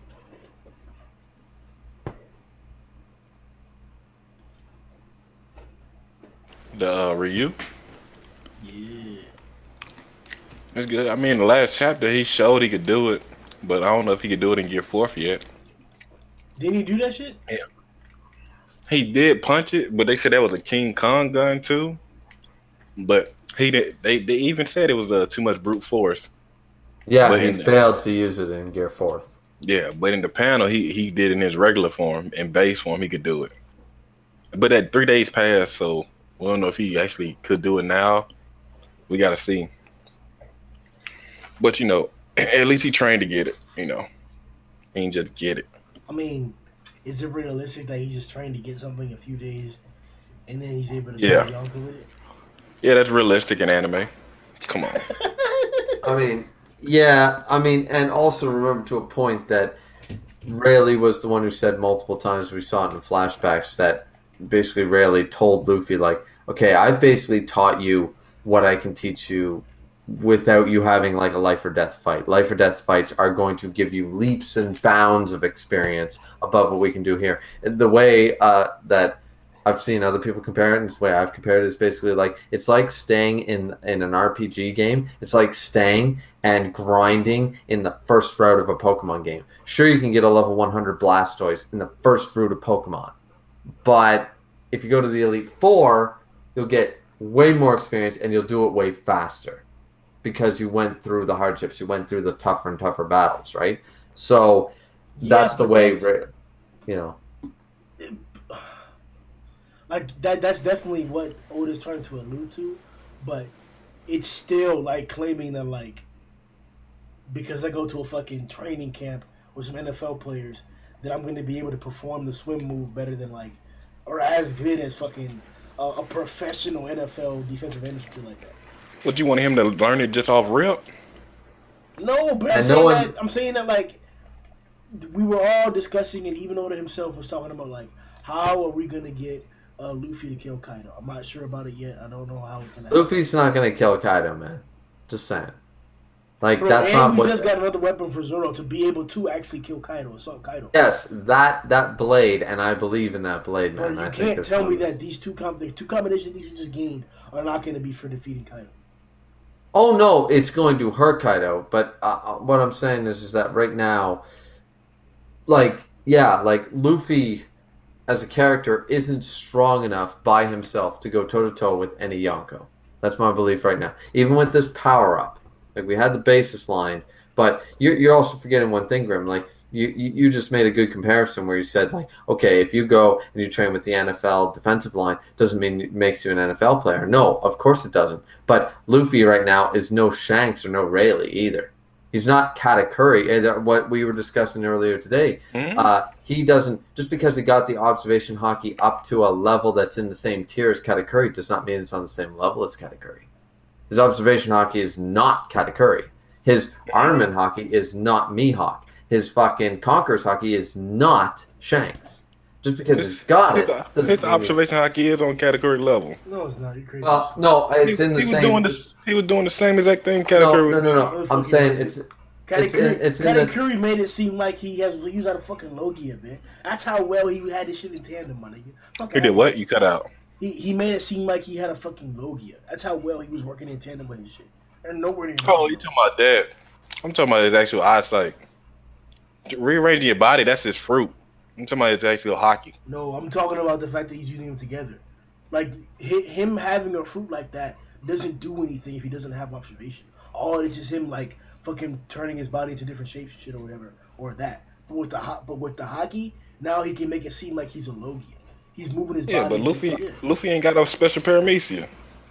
Nigga, the fruit isn't. No, nigga, that's not the key factor, bitch. The level of observation, bitch. It definitely is. No, if it got the properties of a Logia, it definitely does matter. No, bro. Nah. Law can't rearrange his body like that because he's a regular paramecia. Luffy using his fruit and his observation in tandem with his fruit would not look like that in general.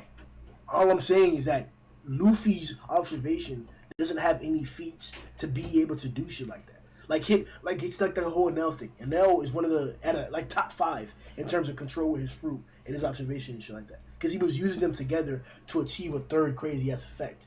Katakuri was doing the exact same thing, but he was creating an illusion with it. Like the illusion was that he's a Logia, but he's really not. He's just doing that shit so fast beforehand that it seems like that because he knows exactly what's gonna happen. I'm saying that Luffy's observation won't allow him to do that.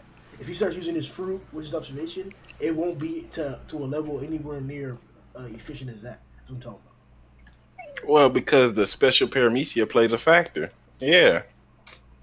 He won't be able to rearrange his body like that. Yeah, we know. I'm not saying he has to do. I'm saying it can be however it's gonna be. However he decides. He was telling how you where to run, where to jump, and all that, just like Katakuri was, seeing into the future. But I'm not arguing. I'm not arguing how that works. I'm saying is that like if you consider like the tier, right? Like not a level, but the tier of okay, like think of it like an RPG. Okay, you reach this milestone, and now you have future sight. What I was arguing is that like okay, Katakuri, it might be like a level 25 in that type of observation hockey in that tier. Luffy just reached it. He's at level 1. He still can use the future sight. It's just not to the same level. He's in that tier. He can use the same ability, but it's not as refined. It's like, once again, Rayleigh and Shanks have stronger Conqueror's hockey than fucking Luffy. They're in the same tier using that ability. It's just their Conqueror's hockey is level 99, and his Conqueror's hockey is whatever level you want to call it, but it's below that.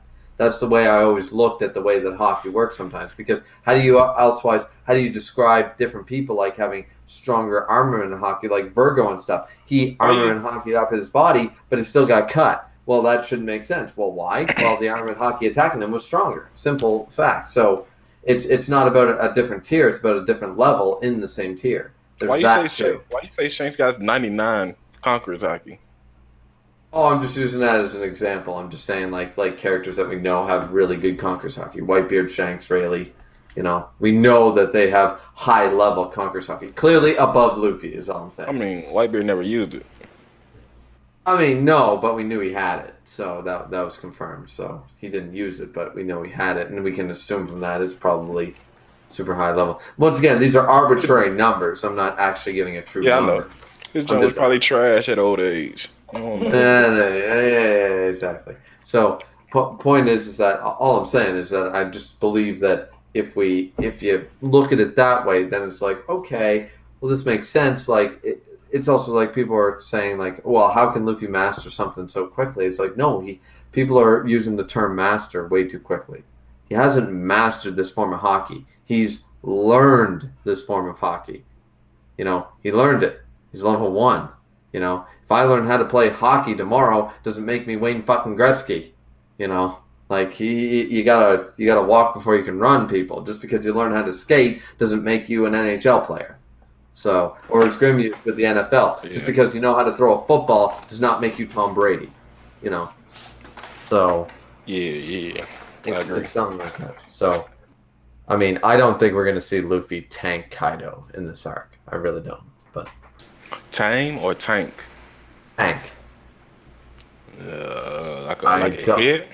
Yeah, like do I think he might show us an impressive feat? Sure, because I've always been under the illusion that Gear 4th has one final form, a lion form, because we saw the 3 animals and stuff. Using the anime, Grim, using the anime, we saw him faced with, you know, the snake and the gorilla and stuff. So I'm thinking, okay, final form lion. But, like, it's going to be a team effort if they take down Kaido.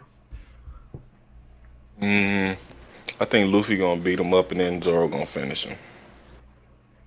You know, I can see that Emma Blade doing some damage considering he tried to suck all the hockey out of goddamn Zoro.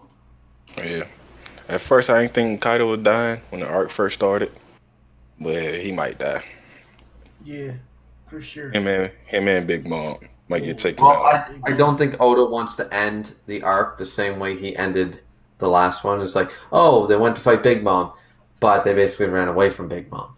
And I don't think they're going to end the Wano arc the same way, like, oh, well, we fought Kaido, but we also ran away from Kaido. Kaido wasn't defeated because they didn't defeat Big Mom. They fucked up some shit in her homeland, but they didn't beat her. And then they went to Wano. They're not going to do the same, like, Oda's not going to repeat the same thing. There's got to be a different conclusion than there was in Whole Cake. He's not going to repeat According the same to thing. According to some people, all he do is repeat the same stuff. Exactly, that's all he do is repeat the same thing. But that's the biggest lie ever. But I bet. Yeah, wasn't there somebody to save last arc? Oh, there was, huh? It was what? Wasn't there somebody to save last arc? There was, huh? There was some more niggas. Save last arc. There was some more niggas in distress, huh? There was, huh? Oh, all right. I mean, we've had different endings to different arcs. Alabasta and Dressrosa, they won and liberated the country and left, and it's still liberated. The princess needed help to save her people, huh? Where have I heard that before? In every manga ever. Nope. Yeah. There was so many princesses on Zoe. That's fact. Fuck out of here. So many princesses in Marineford impaled down. Dressrosa. That's fact. Fucking Wano. Fucking Alabasta. Oh, fucking. What was that? No, Grim, hold on. Grim, you were a princess? Grim, you were saying that every arc is like, oh well, isn't that what Oda does? And I just proved 2 arcs that literally ended differently than Whole Cake. So, you know. So, like, what the fuck? Nigga? So my point is that that's called an anomaly. You just said the arcs end the same. Well, Water 7 didn't end the same. That's called an anomaly, like I said. And okay, Princess wants something. Let's save her. Exactly what the fuck happened, man. How many anomalies can there be till you just stop the narrative? There's like 10 arcs and 7 out of 10 are anomalies. That's not an anomaly. That's a majority. You can say those figures like those are real, but that's not like that. We can name every single arc in One Piece, and I will name the exact thing that happened is exactly the same in the previous arc before that. So let's go ahead. You want to do the princess thing? No. I want to know how Alabasta ended the same as Whole Cake. Go.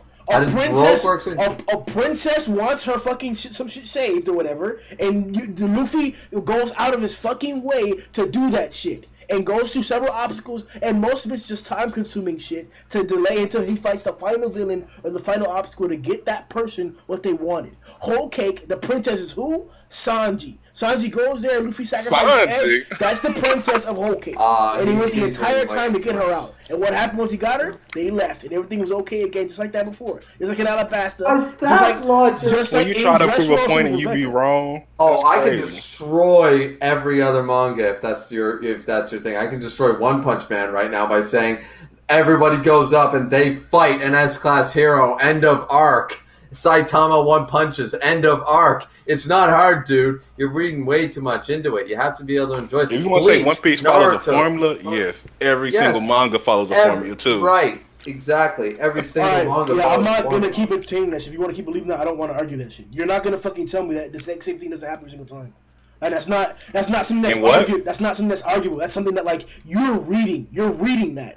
Like if you don't realize or see that, that's your own fault. Every single arc has the same exact pattern. It doesn't matter if he sprinkles it with different shit. It's the same exact thing. He goes to a place. There's a person that needs him to fix something or save something. He helps them and encounters a big villain along the way. That's every single arc. And anything besides that is an anomaly. And they're often short anomalies, like the Reverie. So don't tell me that it's not the exact same thing every single arc. It's the exact same thing every single arc. It's because it's painted differently doesn't mean it's different. It's the exact same shit. That changes up the formula, but it's still the same formula. It makes so much sense. How you gonna use the same word to describe different things, man? No, I'm just agreeing with you, man. Something that breaks it up and then it still happens. That means the same exact thing. Yeah. Come on. Yeah, you're trying to play with words that I didn't say. You did say it. No, like I said before, and I'll say it clearly. You didn't say the word "same" because it seems like you just don't understand what the fuck I think is. It's probably English. Probably what it is, English. It doesn't matter how you decorate the plot. It's the exact same plot. In Arlong Park, who did he go? Who needed his help? Nami. What did he do? Fight a villain that was involved with Nami.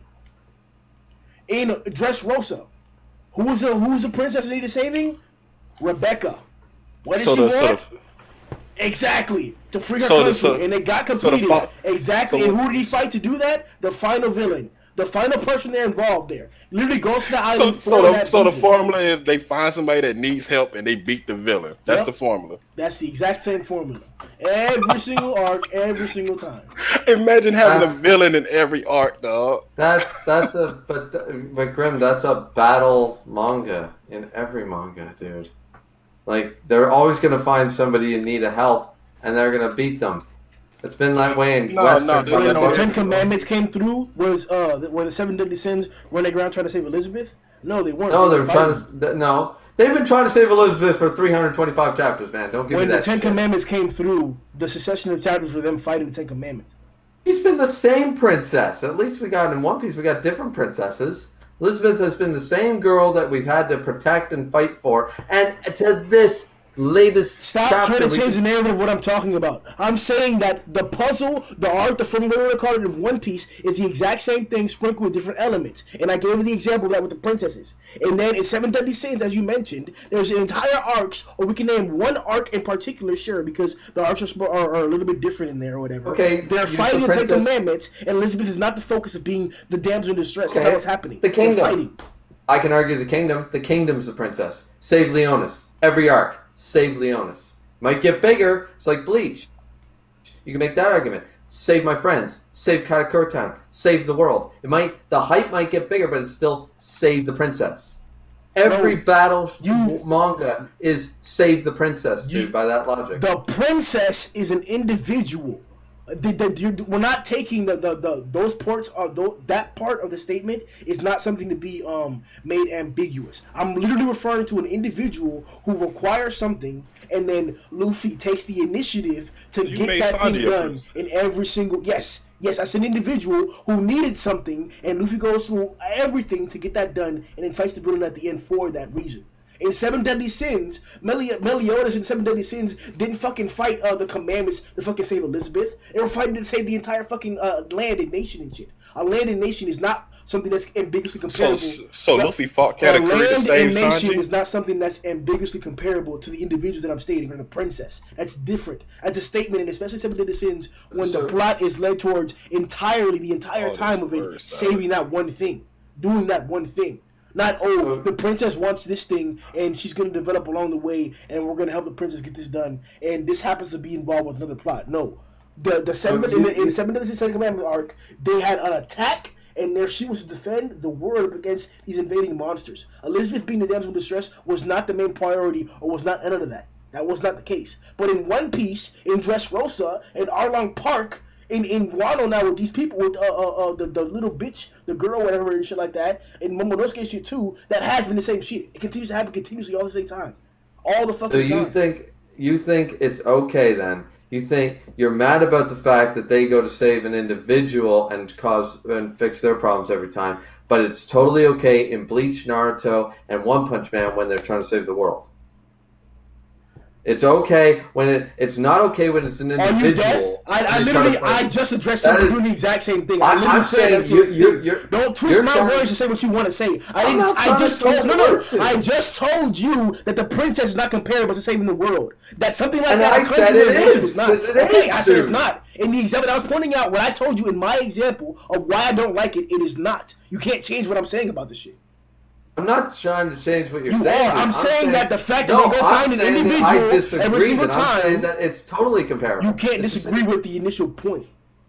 If the goal is to save an individual, 10 people, 100 people, or the world, it's still the goal is to save somebody. No, it's not. That's not the architect that One Piece takes. It's one individual that calls out for Luffy's help, one individual in particular, and then Luffy takes the initiative to help them. And that in turn goes to other things. In Seven Deadly Sins, no individual needs help. The world is dying. In One Punch Man, monsters attack for no reason whatsoever. They just occur. And the development of the characters is based on their interactions there. There is no particular task. There's no damsel in distress. There's nothing like that. That plot doesn't. There's no comparisons between that plot like that with One Piece and One Punch Man. It's episodic and different.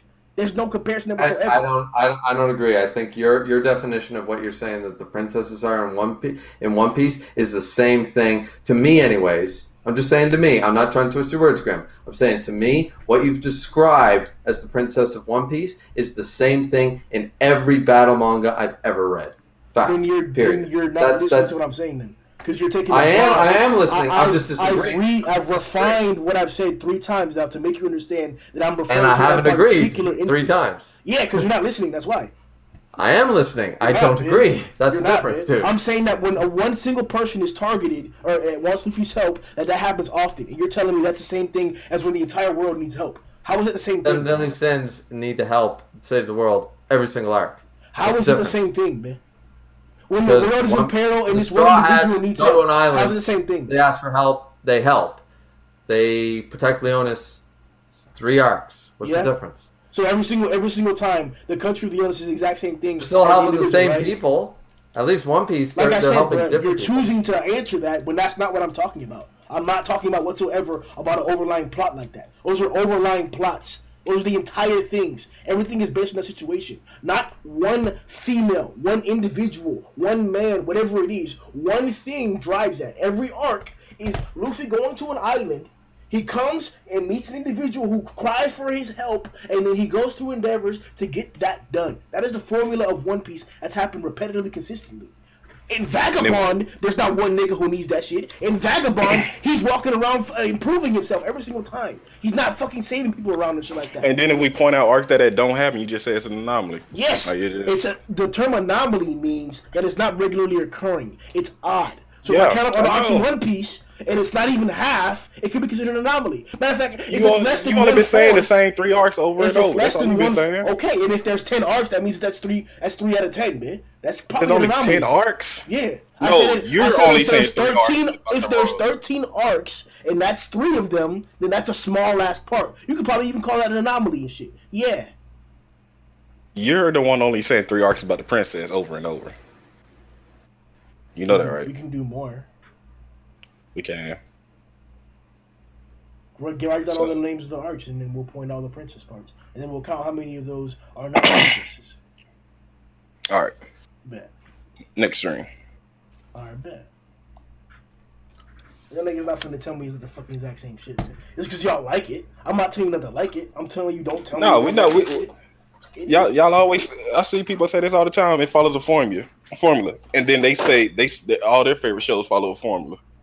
I mean, no, this clearly follows the formula. I'm just saying that the formula that, as I said, Grim, it's a simple case of you and I disagreeing on it. You see the formula, and I agree with the formula. I do agree with your princess logic. I'm arguing that you're separating the individual from the act of protecting or whatever, and I'm not. That's the only difference between your and my opinion on it. It's just a difference of an opinion. That's all it is. Yeah, but that's the part that I'm saying that like we can't disagree because it's me describing to you what my problem is. Not saying that like this is like what I'm arguing about. I'm just saying that like I'm seeing it's not that I'm seeing it that way. I'm saying that like this can be defined as that. And like to change the definition changes what I'm arguing about fundamentally. So if you say that it's like it's not about one person, it's about the group, sure, you could say that because they're saving, you're saying that the common term is the saving. Well, I'm saying the common term is the individual or the group.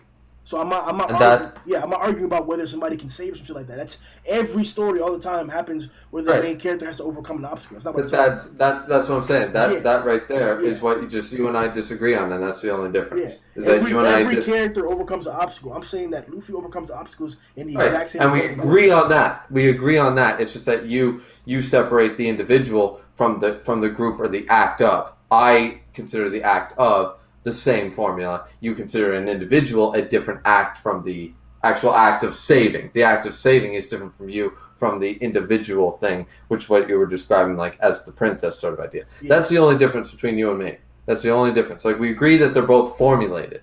It's just the way they're formulated, I guess, is the Yeah.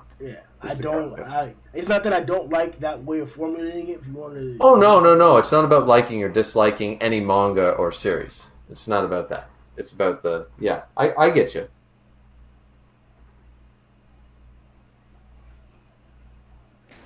So what was the last? Oh wow. There's still some more fire to hop on, bro. On what? Enma, bro. Enma, of course you're a Zoro fan. Hell no, bro. Hell, I hate that shit. But we gotta talk about it, bro. I love Zoro, but I already had my argument with Grim, so I'm good. So you guys just talk about Zoro. How you feel about him? Let me ask y'all. Do y'all think he earned Enma? Fuck no. Come on. Do you think Sanji earned the raid suit? I don't know, bro. I may be biased, but I just feel differently about that. Because he's just putting this on, but like these niggas are like talking so much about like so much honor and shit with these swords. Like you would have thought that he would have had to like beat some stronger niggas or like do some more shit. But I guess protecting the princess was enough. It wasn't really strength based, but yeah, that's probably why I say he hasn't earned it because I was expecting him to earn it with like power, defeating an individual like he did before, and like gaining an achievement. But yeah, that seems Zoro's character being somebody to get it. But I don't know. I think he earned it, man. I mean, even if he didn't earn it, he wouldn't be able to withhold it because it took all the energy out of him too. So that means the sword is meant for him. But I was thinking hard about that shit. I tried to reread it like 2 or 3 times. Like, how does that work? Because it said that like it makes you draw out more Rushu than like when you want to. Yeah, read it. Yeah. So it's like it's technically a bad remote controller, like because it's your power. It's not from what the quote says, and it's not the official translation, and it could be interpreted differently or whatever. But from what I understood from it, it's not giving you more power. Like you're not getting stronger because you got that blade. Like it's just using more of your power without your permission and shit. Like it's letting out the power you got within you. Exactly, yeah, but without your permission. Like, yeah, exactly. Yeah. So I'm like, as you saw the drawback that happened to him when it took all his arm, and he forced it to give it back. So I'm like, is the power up is gonna be like him controlling that? Like, but what does that mean? Like he's able to like release a lot of power a lot easier or some shit? Is that the main benefit or? Because you get what I'm saying? Like they're presenting the way they define the sword was that like it by definition it draws out more of what your inner power is, more than what you want. But it's also gonna like the inputs output, right? It's gonna force you to if you want to input 5, it's gonna force you to input 10, but the output's gonna be fucking 20 and shit, right? Because or whatever the output's gonna be 10. Excuse me, like to keep the numbers equivalent. That's what I'm understanding. So like if output equals input or whatever, and you try to put in 5, it makes you put in fucking 10, and you throw out 10, even though you weren't expecting that shit. So technically, what we saw is what Zoro could already do.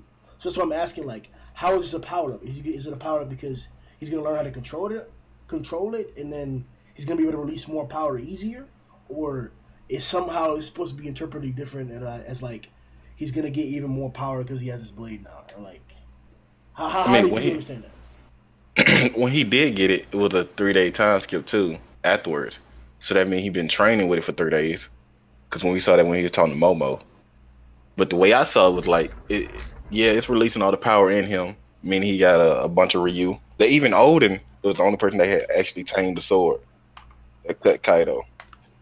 That's why all the Zoro fans going crazy that it's linking towards he gonna be the one that slays him. Yeah, or help.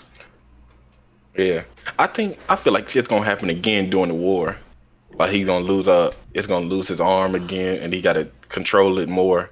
And then when they get to Kaido, he'll probably have it tamed by then, or at least trying to. I just hope it's not like a 1 day war. Some days better pass in the middle of it. No, I think Oda tried to bring this whole thing up as being one of those. Like, I don't think he meant necessarily Wano, but he did say, like, there's another war coming that's going to make Marineford, like, look Small. like that. Yeah. Yeah, look small. So I think he's trying to amp it up to be this one because we saw Nekomamushi and we haven't seen him since. You know, trying to convince Marco and potentially the other remnants of the Whitebeard Pirates to get involved with this shit and stuff. And we don't know who else will show up if we're going to have another Shanks appearance, whether Blackbeard will show up, Marines. The Straw Hat Grand Fleet pulling up. Good, the Straw Hat Grand Fleet pulling up. We don't have any indication where Oda's going to take this, and it could be this could be the arc, but it might not be, and that's why I'm like withholding expectations. I think this is going to be epic, but maybe Oda's saving the big thing he was talking about for the next arc. It might not necessarily be the conclusion of Wano, but it could be. So there's a little bit of hype and a little bit of okay. Step back, put your dick back in your pants, you know, sort of idea. That kind of shit, you know. Well, they gonna beat Kaido, then they gonna take like a 1 month recruitment, just getting everybody back in order, and then they gotta fight the Marines for the actual final war. That's gonna be crazy if that happens. But I think this is the one he was talking about. It's gonna make Marineford look small. Yeah, I'm hoping it is because of course we need some hype. You know, we need some super hype because we haven't had anything on the level of Marineford, which is basically the end of the first act of One Piece. Yeah. We haven't had that level since, and I think we kind of need it now. I think we've gone enough years. I think the conclusion of Wano should be a Marineford level or greater. You know, and I think this alliance. You're not telling me. I mean, I know they decided on a whim, but remember how scared shitless the entirety of the world government was when Shanks and Whitebeard are meeting up. The world could end tomorrow. We need to stop it right now, and they did. Yeah. But they were so scared. So I'm curious because now it's like, well, if they find out and when they find out that Kaido and Big Mom are in a very probably short-lived alliance, they're going to scramble again or some shit. And what's interesting is I still think we're going to see something about these Rocks or Locks pirates thing coming up because Garp's sitting there eating fucking whatever and going like, listen, they get back, they get their captain back, they go back to full strength. We're done because he knows. As a man from the golden age till now, he knows the current strength versus the old strength. And he knows, like, right now, we would lose. So, like, what's to be afraid of? If they get back, we're done anyway. So there's nothing to worry about, pretty much. It's like, because we can't stop it. So if it happens, well, we're fucked anyway. So why worry about it? We're going to try to make... And saying getting your captain back, does that mean Garp didn't kill him back in the day? Well, we don't know. We know he fought him, but we don't know necessarily. And once again, it was a one throw-off line. It was all about if the Rocks pirates get back together, we're fucked. So we don't know where the captain is, who the captain is. A lot of people are saying it's Shaki. Yo, I think she was just on the crew. Rayleigh's wife. Yeah, I mean potentially, because they did say that they were at odds back in the day. Like they fought each other back in the day. So she's clearly someone that's not a pushover, but I don't think she's that. Though, then again, it leads you to believe because remember, the Admiral showed up at that island and no one tried to capture. They even mentioned, like, oh, the Dark King's here. It's like, don't try to fucking capture him. Are you fucking stupid? You know? So maybe they thought the same thing. If the leader of the Rocks Pirates, if we can assume is Rayleigh's wife, and Rayleigh are just chilling, not doing too much, they're not causing shit, it's like, leave them the fuck alone, because if we piss them off, we got more shit to deal with. So it could be something similar. You think Shaggy controlled Big Mom, Kaido, and Whitebeard? I How could she mean, control those beasts? how can Rayleigh be considered the Dark King and one of the most feared people that nobody wants to fuck with? You know, like, I mean, It's like, hockey top tier. I know, but how do we know hers ain't top tier? I mean, you don't exactly see that one of the most powerful men in the world land a fucking bimbo, man. So, I mean, I'm just saying, like, I think she, you know. she's definitely strong, but like back in the day, or right, well, of course now still, but I don't think she was the captain. I think she was on the crew with the Weevil's mom too. Oh, Nigga added absolutely, all the dude. females, man. Everybody who old on the cruise. Fuck up, man. What you mean she was? They said it. No, Oh, she was? I agree. Yeah, Yeah, remember when they said Whitebeard used to be on the crew back in the day, and Weevil's mom was on it too. yeah, Whitebeard. We don't know that Whitebeard and Weevil's mom were on the Rocks Pirates crew. We do know that Big Mom and Kaido were on the Rocks Pirates crew together. Yeah, We just know, yeah. So it's a potential thing. man, So I'm gonna just keep saying Whitebeard was on there. I mean, it could be. He could have been back. Remember, they were all rookies, and that's the other thing you have to take away. They might have been powerful rookies, but once again, they were all rookies. Shaki, she might look young, but remember, she's almost the same age as Rayleigh. So Rookies 40 years ago, Whitebeard would be like 38, so he was no yeah, rookie. I mean, Beige. How old is Beige? He's considered a rookie. Capone, he probably 28. I don't know. Beige? No, man. Look at that mafia fucking. And then plus Yeah. Whitebeard got the whole Quake fruit.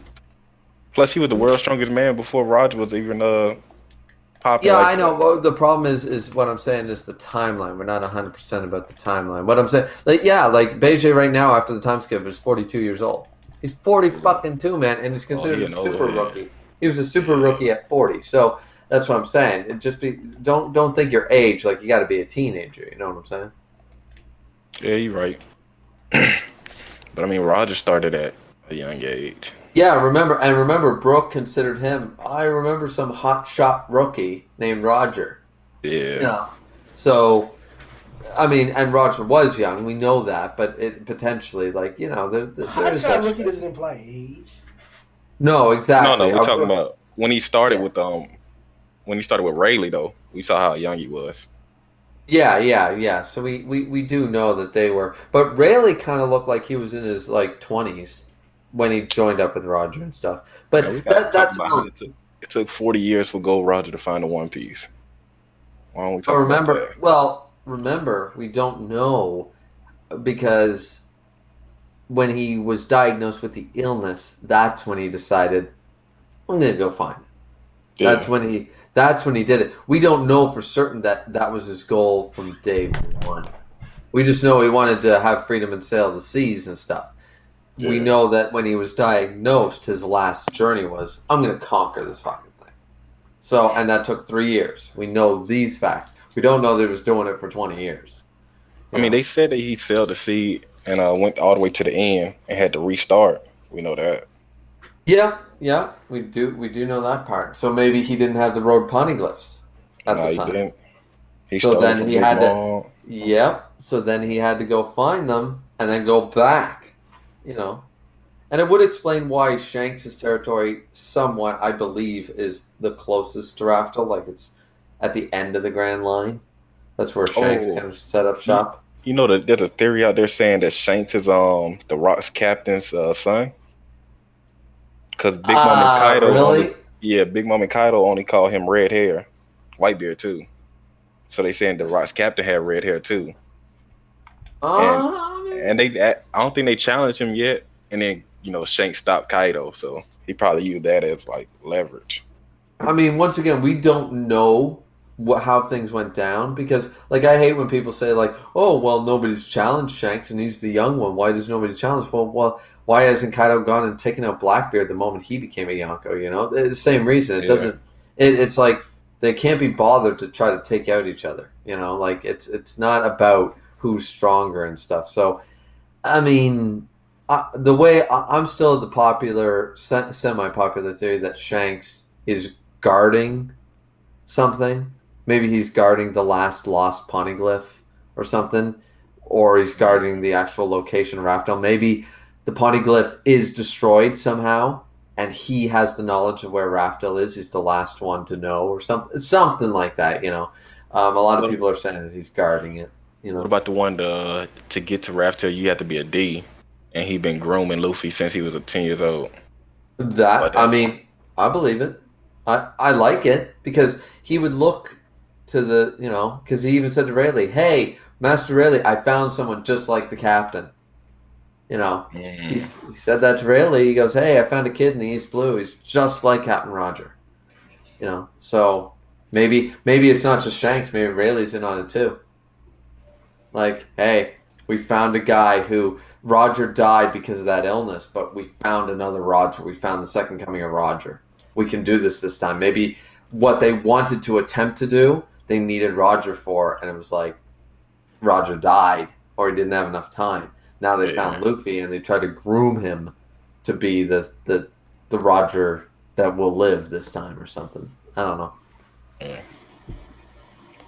But we don't know what the One Piece is. We don't know what the fuck the whole Void Century thing. There's so many mysteries. I hope Oda delivers. I believe that he will. He ain't gonna fuck up 20 years of fucking storytelling. So Yeah, that don't make sense.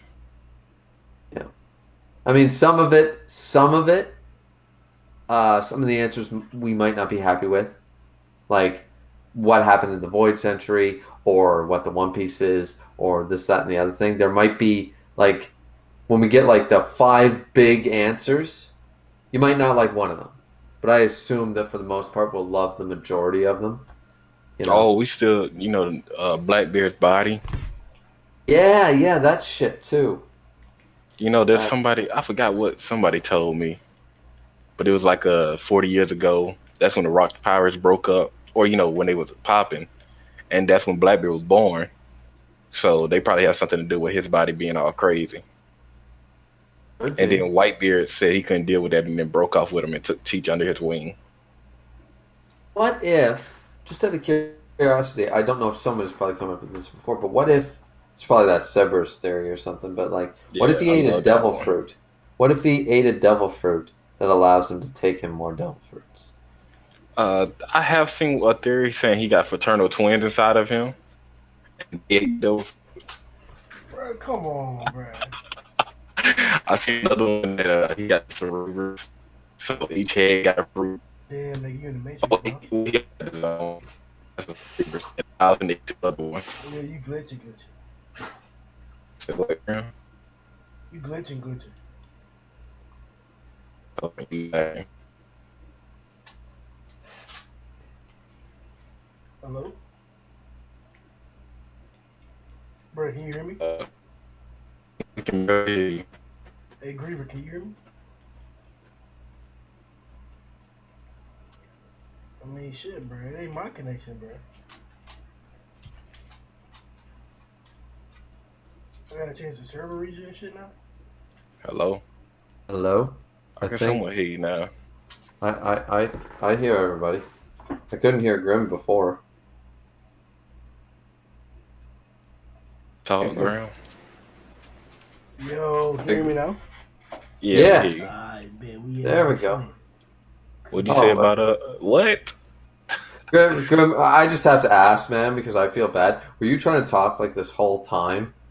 No, he just said one thing and I couldn't hear it. It was something about Blackbeard when I said he was a Cerebrus. He said something. Yeah. No, I was just saying that, and you said the twin thing, and I just said that maybe he ate a devil fruit, like the Yomi no Mi. It's not something that like you eat it and it doesn't do anything, but then when you die, then it does its thing. Maybe he ate a devil fruit that didn't do anything, but it's like, oh, you have the capacity for now.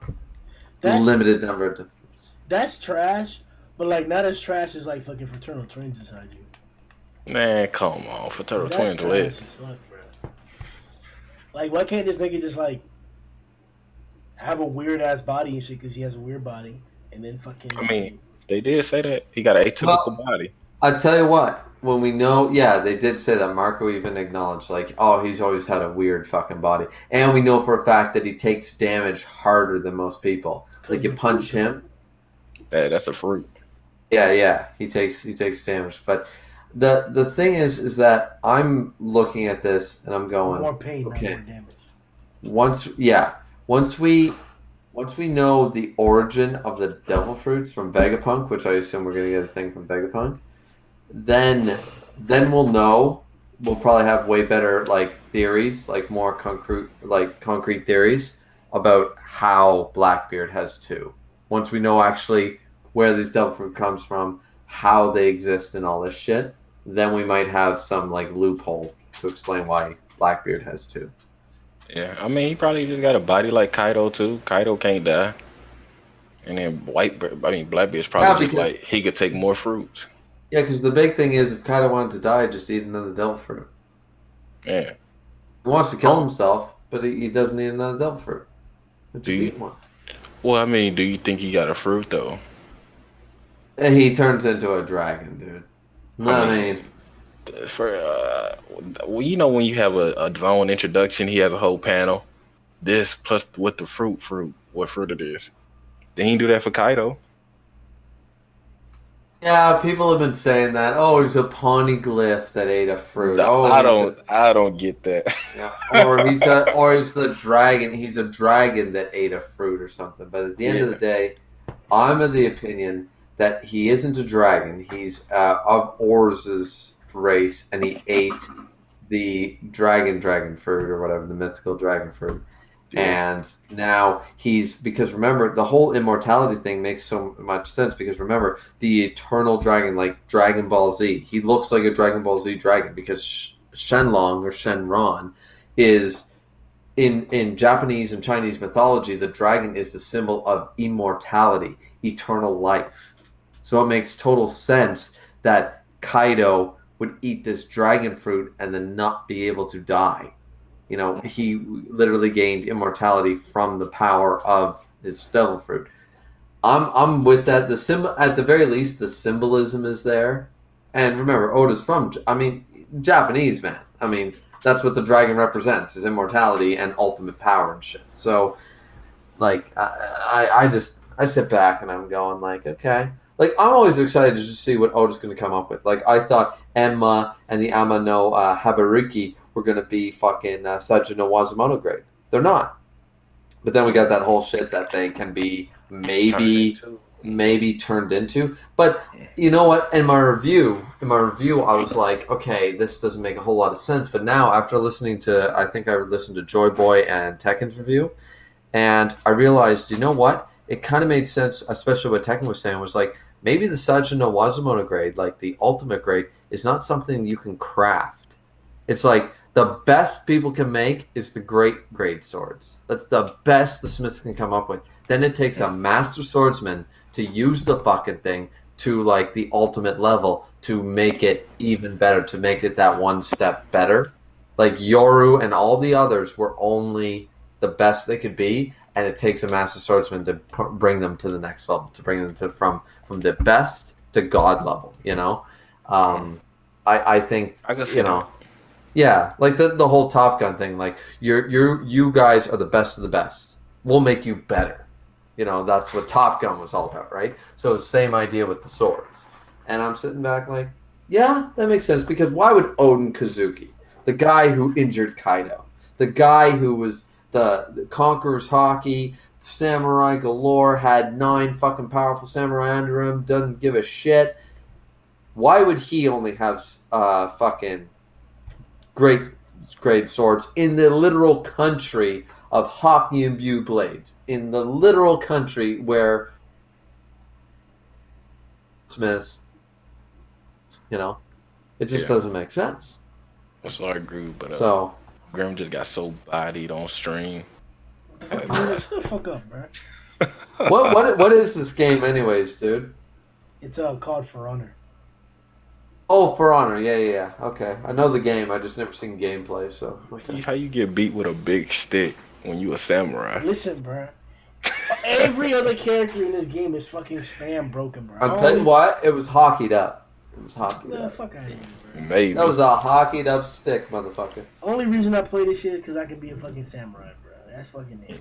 Besides that, bro, this shit is fucking like it's so annoying, bro. Like every nigga has their own special traits, but like certain traits are just obviously more broken than others, and niggas can spam them like annoyingly. Like this nigga right here, bro.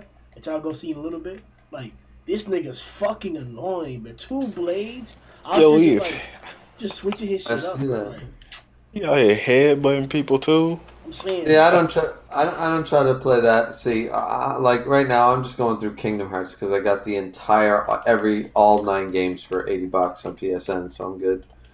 I'm just going through the Kingdom Hearts franchise, and I found Oh. out Kingdom Hearts is actually fantastic. Mm. Never played it before. I owned Nintendo systems when I was a teenager, so I never played Kingdom Hearts and any of the other ones. All the PlayStation classics. So. Now I'm starting to play catch up with these collection bundles and shit. I'm like, did you know Jack and Daxter is actually good? Do you know Kingdom Hearts is actually great? Like all this shit, and I'm like, oh wow, these games are awesome. never played Kingdom Hearts. I never played Final Fantasy. None of that Oh, shit. they're so good, dude. Same. I They want to they play it. they are really good. Like, I mean, I can assume we all grew up with the Disney movies, right? And we can all admit Disney movies are fucking great. So you like Disney movies, you like this fucking game because you're just sitting back going like, oh yeah, I get to fight Hercules. Oh, I remember that movie. That's fucking cool. And they get all the like voice actors back for the most part, the ones that aren't dead and shit. They get like most of them back to voice all the characters, from like Aladdin and Lion King and fucking whatever. And I'm just like, you know what? That's a nostalgia trip, if nothing else. And the game's just simple hack and slash, so it's enjoyable. Mm.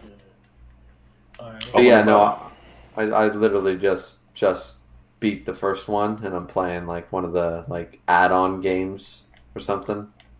Like, because you get it in order when you buy the collection. You get like you buy the bundle and you load it up, and you get like 7 titles, and then they're actually in chronological order. So you pick which game you play first. So, and I kind of like that because now I get the full story sort of idea. So, yeah. Yeah, I feel you. Yeah. I ain't bought a bundle like that. But I feel you. Last one we're gonna hop on to, cause I gotta go soon. Is One Punch. Nan is the best. I'm not caught up, so You're not y'all caught got up? it. What the fuck? Y'all got it. How are you? I might not caught be. up? Was the last chapter the Nian chapter, Grim? Yeah. Yeah, Nian is. I already told you before. I told you in the poll questions. I said Nian is the best pussy. Nian is the best pussycat. And now I was proven right. Nian best pussy. No one gonna tell me wrong. It's on your streams on your channel that I said Nian's the best. So just gonna sit back and enjoy my laurels on that one. I got nothing else to say. Nian's the best. When he gets Love bodied. Nian. Yeah. I love that pussycat, man. I love that pussycat. If Neon gets bodied, like I'm gonna be so fucking salty. So fucking salty. if Like it's that- true what niggas are predicting, he really might get bodied. No, by A-class heroes? No. No, No. by Genos. No, Genos ain't gonna take a win against Nian. No, What? sorry. Why not? No, because Genos loses every fight. So to him to win against the best, like fuck your black sperms and your homeless empress. Nian is the best. Nian. Fuck out of here. I like my Nian. I love my hairy pussy, man. I can't help it. I love my hairy pussy. Leave that shit alone, bro. Moshy mosh. Oh yeah. So I'm just like that. What's going on? Oh, we got the D Hemmings in the house. What's going on, man? You sad. What you want, nigga? I seen you were streaming. I'm awake. I just finished reading like the second light novel for the day. I said I'll hop in. What was it? I was reading. I read the latest issue of Finish Index and Monogatari. So Nigga, I thought that shit was a fucking Monogatari was a manga. it's a light novel that got adapted into an anime, and then very recently, maybe from almost a year now, just got a manga. But it was originally a light novel. What's Sounds about right. But we've been getting them translated officially out here, like in North America. So I just read the latest one because I was actually behind by 2. So literally on Friday, I no cap, I dropped about more than half a stack on just books, manga, comics, Nigga, what the light fuck? novels, books, everything. So for what, bitch? Like, I've been reading literally since 6 a.m. Dude, you read too fucking much, man. You read too fucking much. Day on that shit, bro, you got me fucked up. Bro. That's a headache, huh? You know, you can get tired faster by using your brain more than your body, right? I feel it, but I mean, this is how I wanted to spend the day, man. I agree with that. I spent literally all of fucking last week reading History's Strongest Disciple again. I don't know why. I just felt like it. Shout out to Shugure the GOAT. Shout out. Yeah, that one's sexy ass fucking ninja bitch. What I'm talking about. Fuck Naruto, man. They don't What know are we how to on? do it. What are we on though? What are we talking about? One Punch Man, latest chapter. Did I read? I mean, I read the original One Punch Man, but I don't know if they even changed anything, so I don't want to say nothing. I mean, this nigga, you're not even reading the manga no more, right? Yeah. So what's up with you, man? What's up? Nigga's good. I can't remember the last chapter of One Punch Man I read, but I was reading the original One Punch Man 1 comic by 1 when that was coming out. So That's what I'm saying. Like, what you want lately, bro? Like, tell us about the light novel. Or like, what's up with Naya as of late? It was good. shit, they cracking the whip on your boy. Prior to last week, when I got the weekend off and this weekend off, I was working all 7 days, so I got like 13 days in a row without rest. 7, bro, all 7. What the fuck, man? Yeah, I had one. Out of the 3 jobs, I had one or both every day. So I didn't even realize until the 8th day. I'm like, bro, I don't think I got a day off yet. And I was just like, damn. And then life sent me a W, got a little bit of a upgrade, and then basically, long story short, with the one job I got, because I got to speak French, the money I was gonna get like $3.60 more just doing that job, so I can quit the other 2. So now I'm just Monday to Friday full time. But Vous parlez I don't français? get. Say that again. Vous parlez français? We that was terrible, but Hey, this. I understood though. I got you. Pas mal. C'est pas mal. Vous mangez cool? No. No. Pana no Psych. anglais. Oui. Pana no anglais. Let me see what I remember. Je voudrais un grand cool pour manger on le demain. Demain. Damn, I think I fucked that shit up. You try to say something about eating pussy tomorrow. I don't know what you're trying to do. You tried it. That's better than me, man. I didn't know what the fuck he was doing. You tried it though. I respect it. A for effort. And see, Naya here, he's closer to Montreal than I am, so he knows way more French. I was their French immersion from senior kindergarten, so. Yeah, I did. I said fuck that shit. I just took French. Hold on. Je suis un mécanique d'avion. You're a plane mechanic. Hey, nigga, I'm in there taking up, bro. Hey, nigga. Hold on. Damn. You're gonna be doing this. Nah, you woke up for this. You're gonna be doing this all night.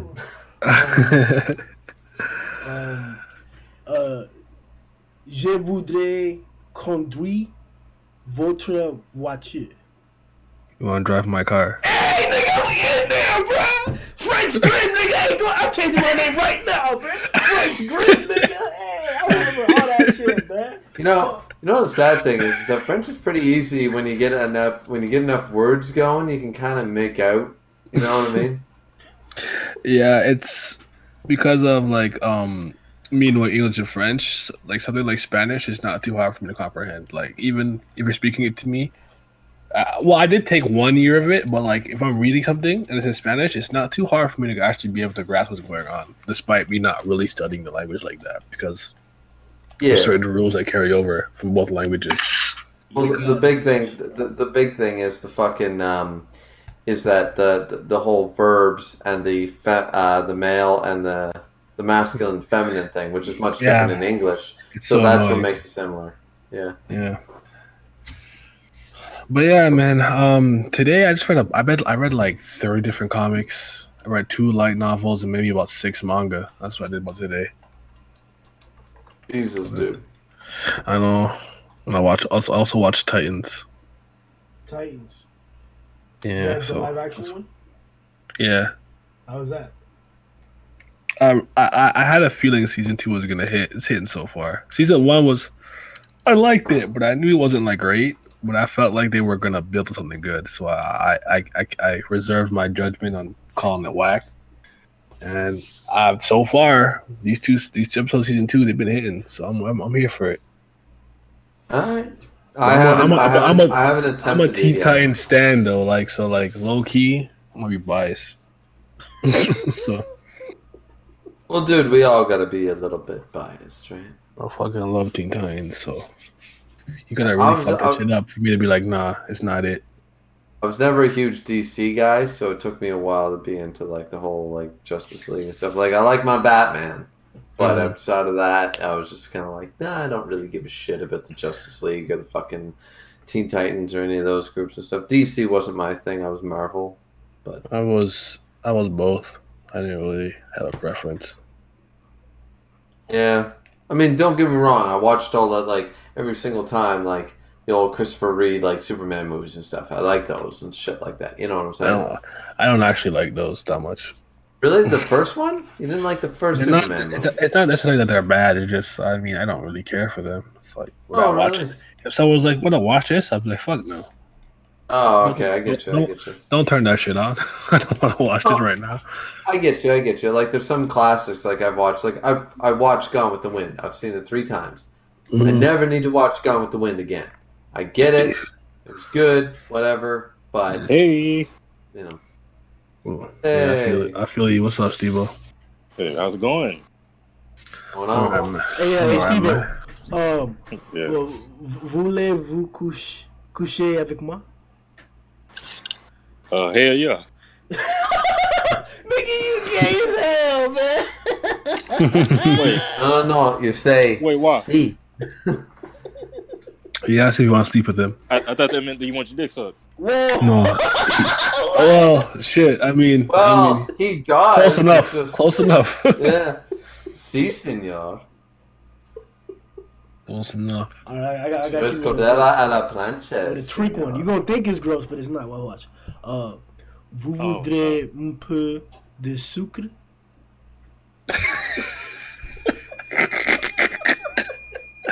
That sound like. Oh my goodness.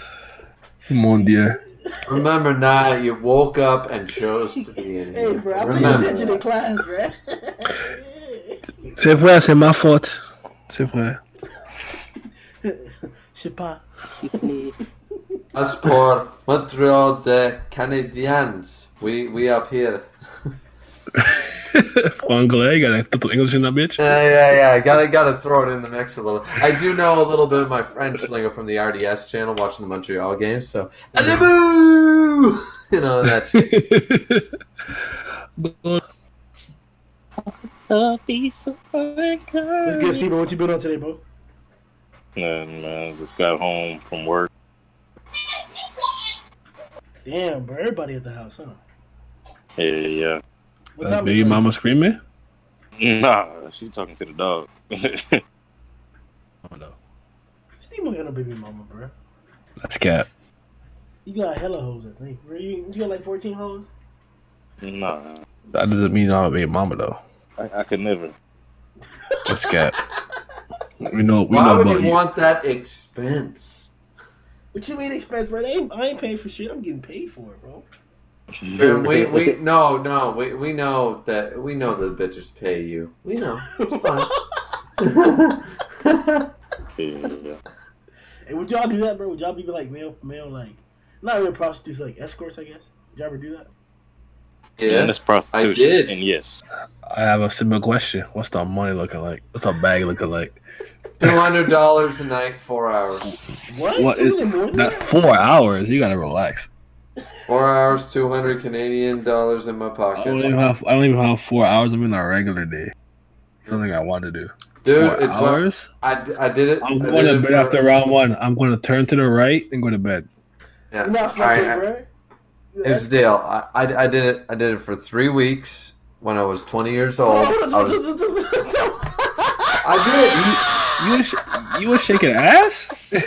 No. It's way more boring. Dude. I'm white. I'm a white boy. I don't got a fucking ass. Yo, So Griever was an employed. Shit, you could have that dunk. What you mean? No. I respect it. I respect it.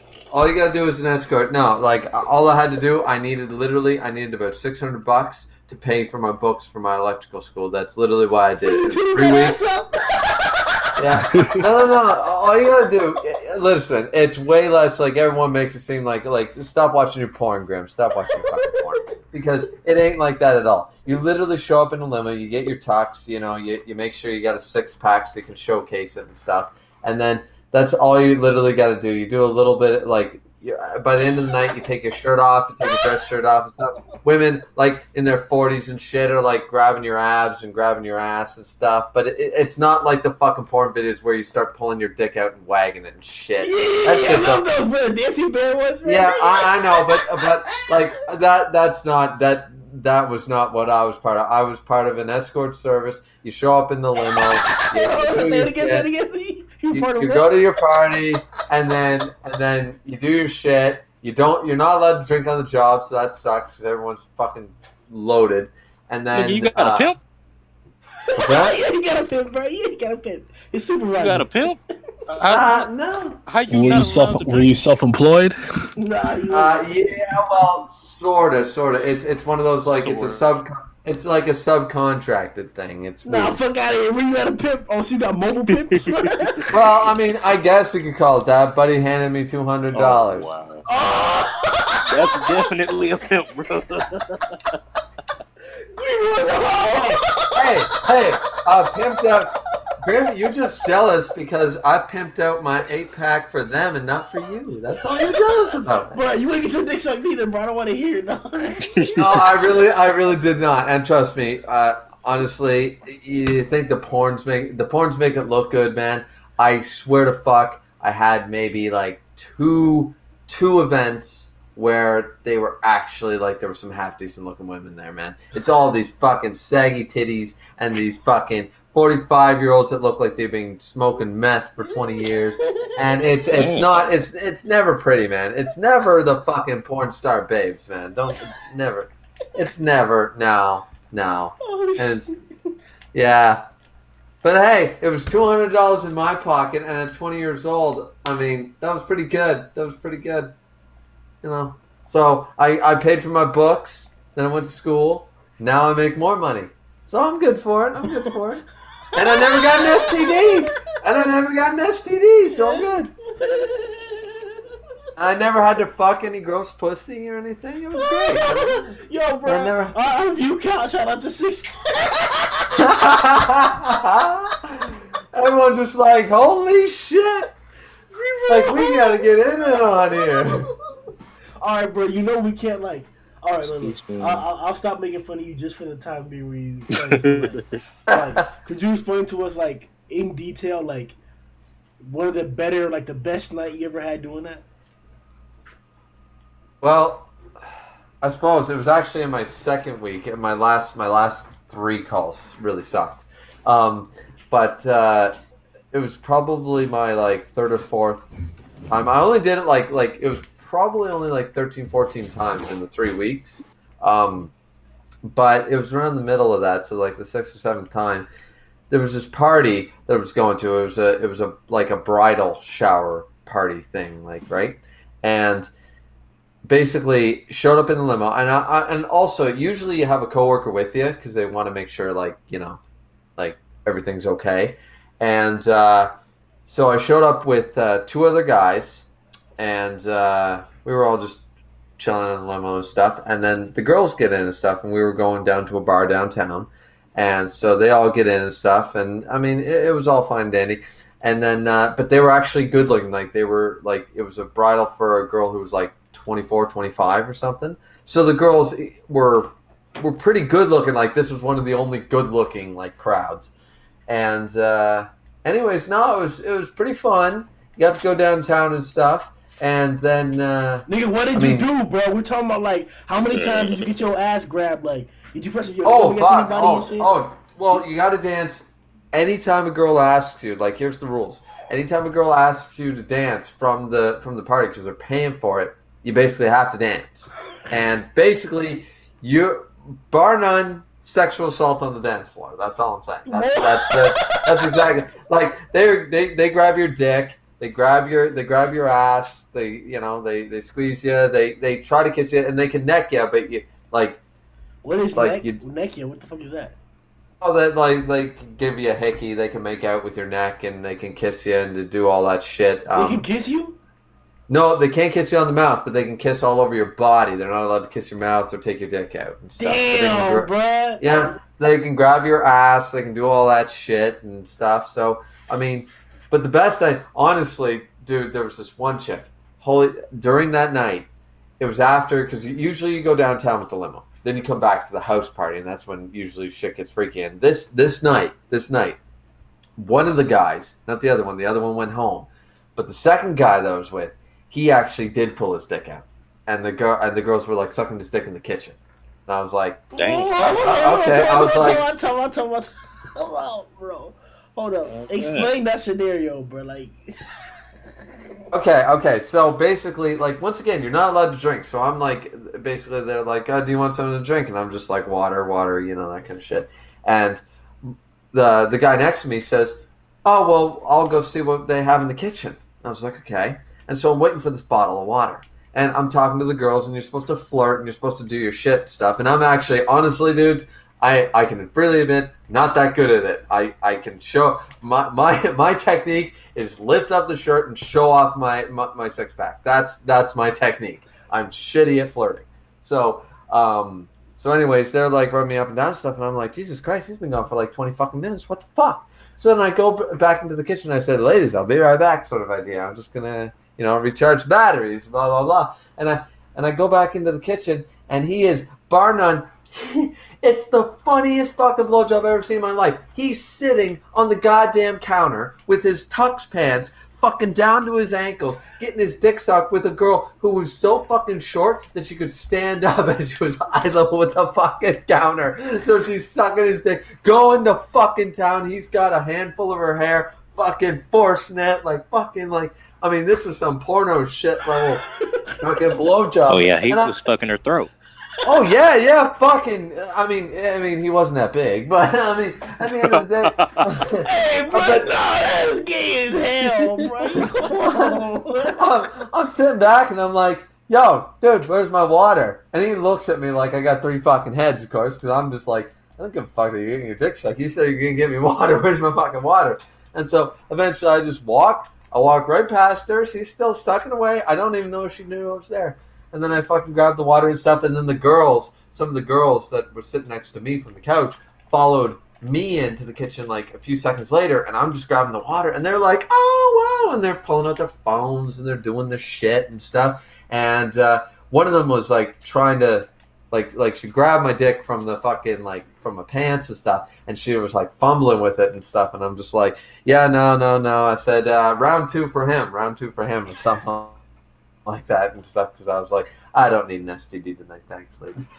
So Yeah, that was that was probably the most interesting night. And I mean, the girls were hot and stuff. And don't get me wrong, like they like when you get hard in your pants and stuff, and you're wearing the tightest fucking pants you can get, no matter what. They like literally they do your inseam and stuff at the company, and then they're like, okay, we're gonna get you half a size shorter just so your big balls can show up. And you're not supposed to wear underwear. That's a big thing. You don't wear underwear. And yeah. Anyways, Bro, nah, when you started this story, you made it sound like it was just this little thing that happened, but now it's sounding like this is a whole experience. Like you did this for a couple years. well, yeah. It was 3 weeks. It was 3 weeks, dude. It was full time job, so it was 4 nights a week. So I did, yeah. So it was like 12 times, 12 or 13 times before I just needed the money, and then once I got enough money together and a little bit extra cash and stuff, then I was like, okay, I'm good. I didn't have an actual job at that time because I had quit my job at the grocery store to go to school, and I was doing electrical, but then there was no work at like the job was finished building the building, so there's no more work for like 2 months, and I was like, well, I still want money, so my buddy hooked me up with this fucking escort service. I was like, fuck it, I mean, what the fuck? Money's money, dude. I don't give a fuck.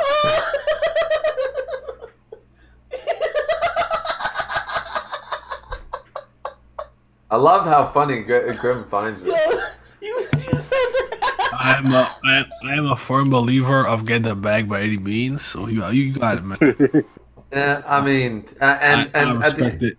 At the end of the day, it wasn't like I had to, as I said before, I didn't have to fucking fuck some gross pussy. I didn't have to go to the fucking, the health center every fucking time I came back from night, be like, please don't tell me the girl that sucked me off didn't have a fucking STD. Like, I didn't have that worry because I was like, no, I'm going to keep it, relatively clean as far as I can in this business. And I was like, yeah, it was good. But as I said, some of the guys, that I went on things with, I knew that like some of them went in the back room. That was the only time I actually saw it and like caught one. But you knew that some of the guys you were with, they were getting their dick sucker, they were fucking or whatever. Some guys were in that industry to do just that. Me, I was just like, nah, you're escort, so Damn, yeah. Griever's epic sexapades. It's crazy. Yeah, no, it's as I said, it's not really a sexcapade. I never got laid doing the job, so never even got a hand job or nothing. So, damn, bro, I'm kind of low key upset that like, damn, bro, like, what the fuck are you doing? what do you mean, like the fact that I didn't go for it or whatever? I don't want to dwell on it, but like, yeah, I kind of feel like, in life, there's like really two options: the safe way and then like the possibilities. If you play it safe, a lot of times you don't see the possibilities. Well, at the end of the day, I thought the same thing a few times, and you're not wrong, Grim. Sometimes I'd be like, oh fuck, I should have just like done it, or whatever. But I'm sitting here. I got a hot fucking wife. I got a house. I got the stuff. So clearly, playing it safe didn't do me any wrongs. So, and I got no fucking diseases or anything. None that's gonna fuck up like having kids. Are you or sure? Fucking having sex. Oh, I'm very sure. So, because here in Canada we have free health care, dude. So we literally can go check anything for free. So, I actually did. Yo, what the I go twice a year. Yeah. Like I go, like I haven't gone since I married my wife, and god damn, I hope she doesn't cheat on me. Yeah, but hold on. Jupiter said, this nigga said, funny thing, I accidentally tasted my own pee at one point. What? Who said that?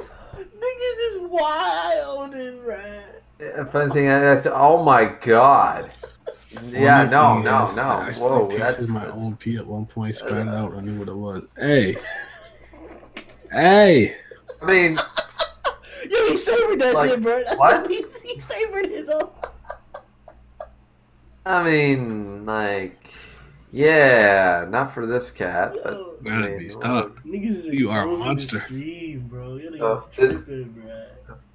Anyways, the point of the matter is that no, I didn't, but Grim is right. Like sometimes I sit, back and I'm just kind of like not anymore, but I used to. I'd be like, man, why didn't I just live a little and do that shit? But I mean, I fucked enough pussy before and after. Then I got married. Now I'm good. You fucking pussy. Enough. What, my nigga?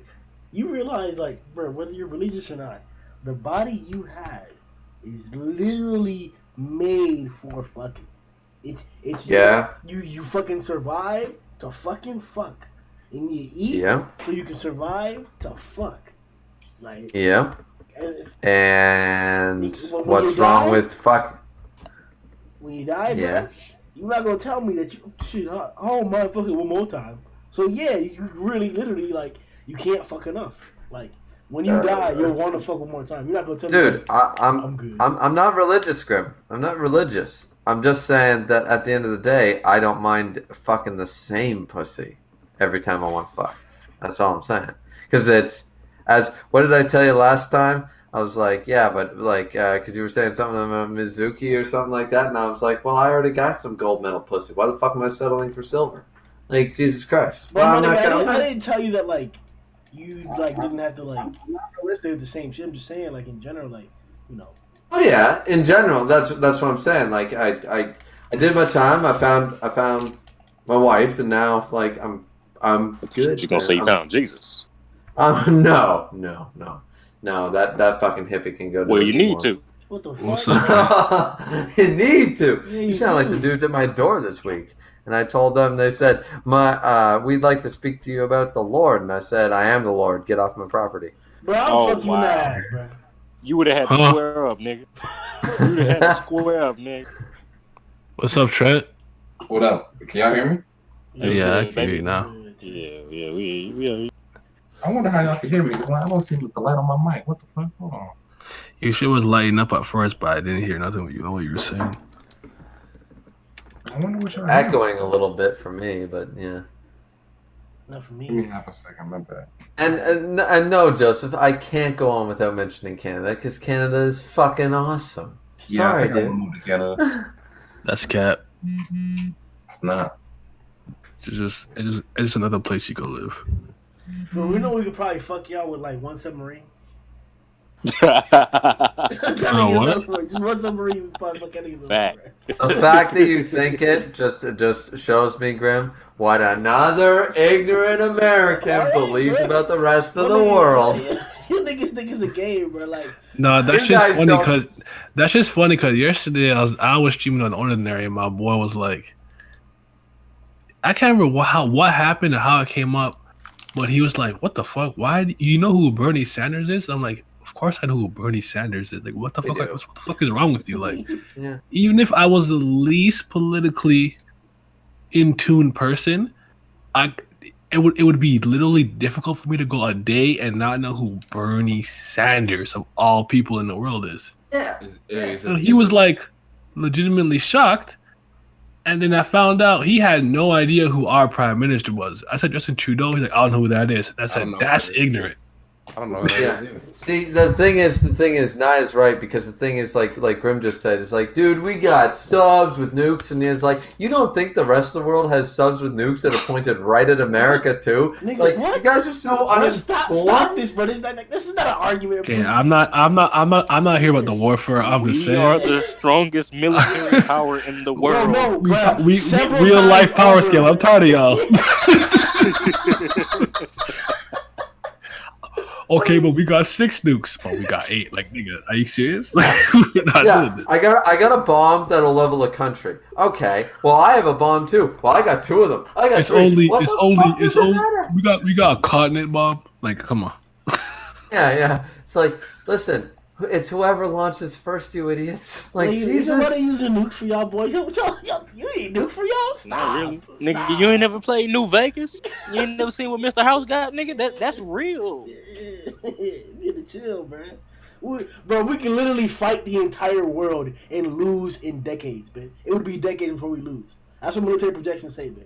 If we fought everybody in the world, it would take decades for us to lose. We lose for sure, no doubt, but it would take decades, man. I would love to see you guys try to invade Russia. I would love it. It would be the same thing as last time with Hitler. Like, oh, hypothermia, bitches. Watch. Oh yeah, that Russian winter. Oh yeah, you can't fuck with that, man. Oh yeah. You say, We ain't Griff, using you're people, the one. nigga. We You're got the one robots. who's all saying like it's cold up here in my summer. You imagine trying to invade Canada? You guys would be like, oh my god, we're gonna die. And meanwhile, we're sitting back like, dude, we're in t-shirts and shorts.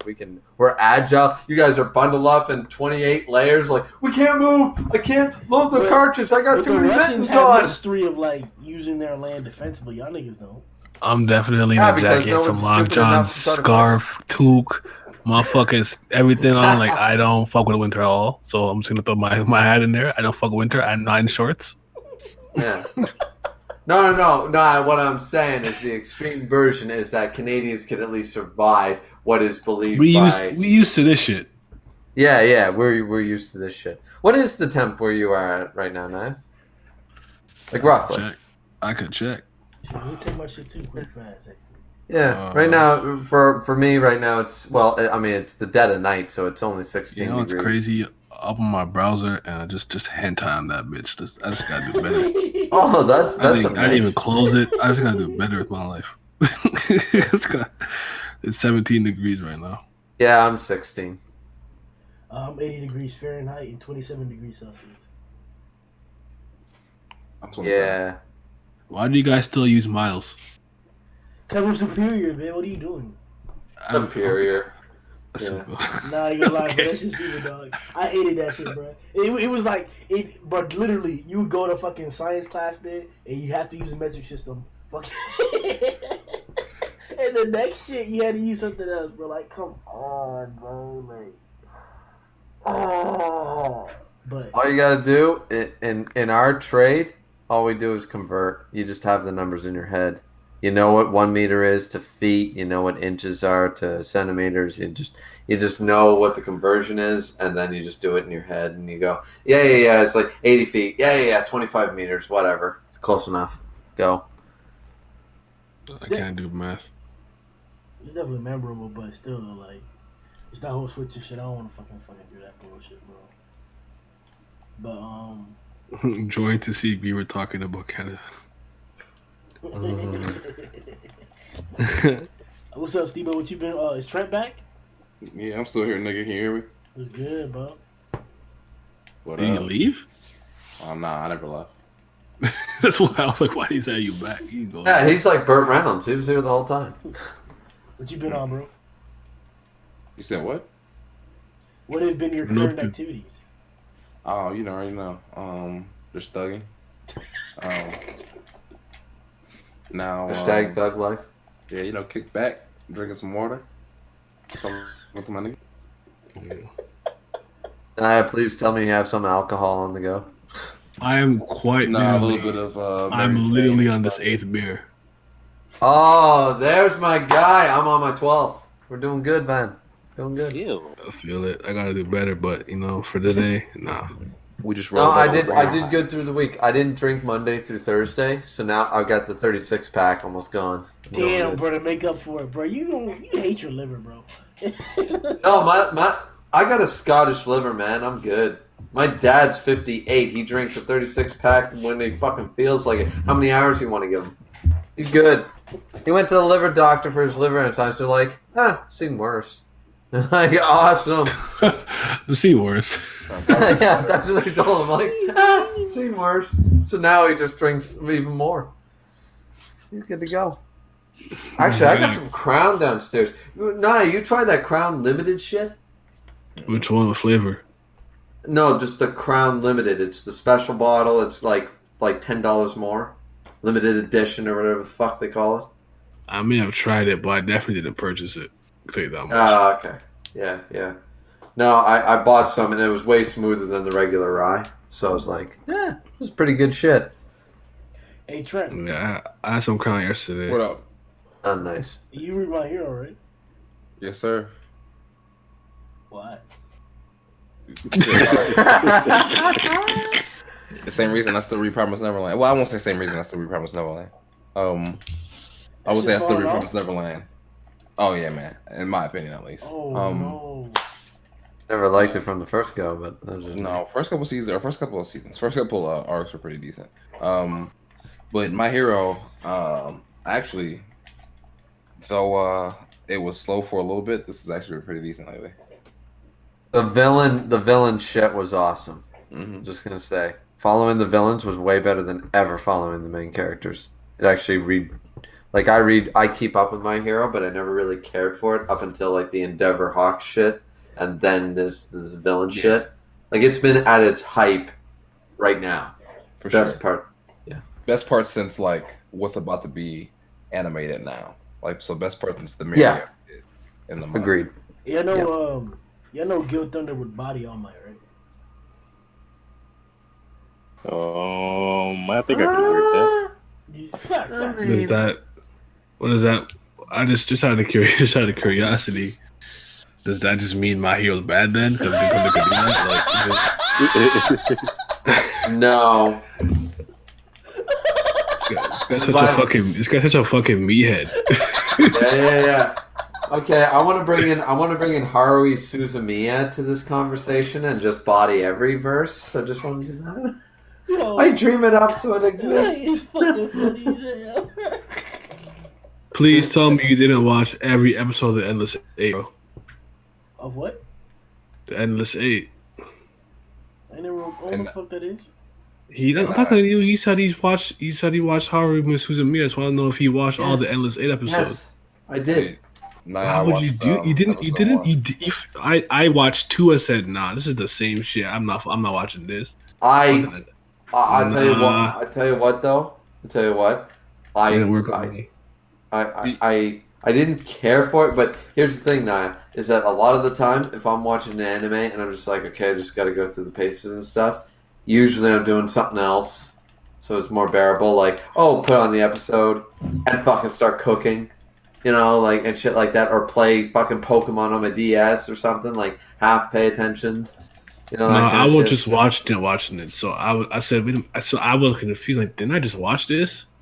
Yeah. Okay, I must have fucked up and clicked the episodes. So the next one, I was like, wait a minute, what? Well, I torrented it wrong, and I torrented the same episode, but they fucked up, and I'm like, wait a minute. And then when I get caught, I don't want to spoil it, but like what happened. So I was like, I see what they did here.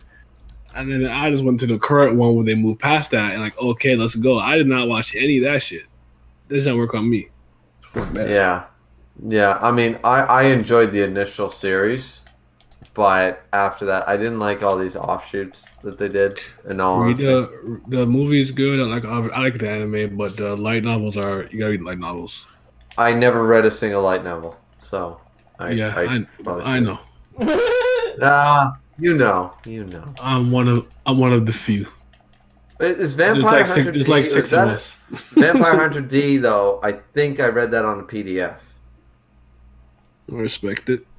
I don't think was that a true light novel or a full novel? I don't like. I could check, but I never read Vampire or watched it. Vampire D or watched it all to be honest. Vampire Hunter D, man. I know a lot about it. It's one of those things I don't really watch or read, but I know a lot about it just because. Like Final Fantasy 7. Never played it. I know what happens though. Yeah. No, actually, I didn't play Final Fantasy 7. We were actually talking about that. I didn't play that. One. Yeah, I didn't play it until the PS4. It came out on the PSN last year. The first one I played was 15 from a mainline standpoint, but the first one I played was Crisis Core. That was good. I played the Cydia 1 and 2. I played 15. I played the 1 and Chocobo Racing. That's the best one. Oh no, Final Fantasy 8. I didn't like when I was growing up. Turn-based video games made my balls itch. There's no fucking way. Yeah, I hate that. Unless it's you about to get me to. There's two exceptions. Pokemon was one. Yep. Yeah. And Paper Mario. Hey, have you ever played Advance Wars on Game Boy? Yes, but that's later. But that's like 3 years ago though. That's much recent. No, Advance Wars. Yeah, I didn't play that. I might have been like 23 when I played that, so that's 3 years ago. Well, did you play? Okay, I don't know if there was like an updated version or if there was like an older. Like, no, it was still the game. It was still GBA ROM. I just played it in my laptop. Oh yeah, that was hard. Yeah, Paper Mario was solid as fuck. But yeah, like like Dragon Quest, Final Fantasy. But like, wait, I gotta sit here and go doop doop doop doop doop. Fucking cross like I'm not fucking playing this. Random battles. Fuck, I laugh. I used to make fun of people who played that shit. I'm not playing that. Paper Mario, I was in there. Pokemon, I was in there. But now Pokemon can't never catch me paying money. Well, I've only bought one Pokemon game personally in my life ever, but I ain't getting no fucking Pokemon. That shit suck. I remember having Pokemon Snap, bro. That was the same fucking game. Pokemon Snap was so goddamn good. I love Snap. Pokemon Snap was legendary still. That was so goddamn good. Love that shit. Mm-hmm. I couldn't put that shit down. Super Paper Mario was my shit. I didn't dislike that one, but my favorite is Thousand Year Door. I'm that guy. Thousand Year Door. My literal favorite video game of all time is Thousand Year Door. Thousand Year Door has got to be the best. I play it Mario at least game. once every single year. No cap. So goddamn good, man. Love Thousand Year Door. Then they made Sticker Star, and I want to fight Nintendo. Shit suck. I hate it. Actually, honestly, I like the first two. I did not like Super Paper Mario. I didn't hate Super Paper Mario because aside from the gameplay, everything else was there. The heart, everything else was there. It's the sharply gameplay, written text, the humor, all that. But just the gameplay wasn't there. So I didn't hate it because I'm like, most of the heart and soul of the series is there. But when Sticker Star came out, don't even start me. At the end of the day, now, like we've said this before about like manga and stuff. At the end of the day, you're telling a story, right? So if your format, if your media, if your platform is games, then your gameplay outside the everything most important part. That's right? True. And manga art. Yes, you need a good story and other elements, but the art has to be good. Otherwise, they're not going to read it because I'm not going to want to see shitty art. Music, same idea. You need good music. So, in that sense, that's why I could never get into the third Paper Mario game. So it was like the gameplay shit. I got you. I was a lot younger though, so I was just kind of like, I'll try to work with it. Yeah, so was I, but and my friends played it, but I was like, they're like, oh, you should get this. You can get used to it. And I'm like, I should. It just ultimately, I just don't hate it. That's basically what I'm saying. Like Sticker Star and Color Splash, fucking dick on the ground. Don't like it. Sad thing is, I didn't even know those were a thing. Paper Mario Sticker Star is a 3DS game, and the other one's for Wii U. Both garbage. Just watered down. Nothing. Any of you played Xenoblade? I'm a Xenoblade guy. I played Xenogear, Xenosaga, and the Xenoblades. So the Shulk one, Xenoblade Chronicles X on Wii U, and unfortunately, Xenoblade Chronicles 2 on the Switch. Don't like that game. Think it's fucking whack. It's one of those games. It's one of those games where like the more I play it, the more I'm like, this is most definitely not hitting. Like at first I'm like, this shit's it's fun. Like it's ugly, of course, because it's fucking Nintendo, and the Switch is just not powerful. The games are just ugly as fucking shit, dog shit looking. But I'm like, all right, now I have a good time, blah blah. And the more I play Xenoblade Chronicles 2, I'm like, bro, why am I playing Xenoblade Chronicles? This shit sucks. Why is there a gacha mechanic in a game I paid $100 for? Yeah, that's the big thing, man. Why? Who did this? Who authorized this? I'll slap them. I'll slap the Japanese out you. Dude, the Nintendo talked me out of buying a Switch at this point, man, with that whole Pokemon. Oh, we're not going to include the national decks. Got to catch them all. I mean, some of them. Fuck off. Nintendo is the dumbest company I've ever seen that does like super smart shit here and there once in a while, but they just I can't take them. My Switch is an indie machine. All I play on my Switch is basically pretty much is what they call it Nindies, but like shit like Hollow Knight, Shovel Knight, Dandara, Iconoclast, The Messenger, those type of games. That's basically my Switch is for. And he is right. He said, "Why the fuck you paid $100 for a game?" I'm Canadian. It's literally our dollar is literally that garbage. Like you guys probably pay what $60 for a AAA game, $60 give or take. Oh, so you're talking about okay for a AAA game, like a new brand spanking new AAA game. How much you guys pay on average? Would you say 60 is the most. where I'm paying about $89.99 plus tax. That's fucking crazy. Then slap on like a, do you want the expansion or this and that or expansion pass? So that's like we're paying pretty much $100 for AAA game.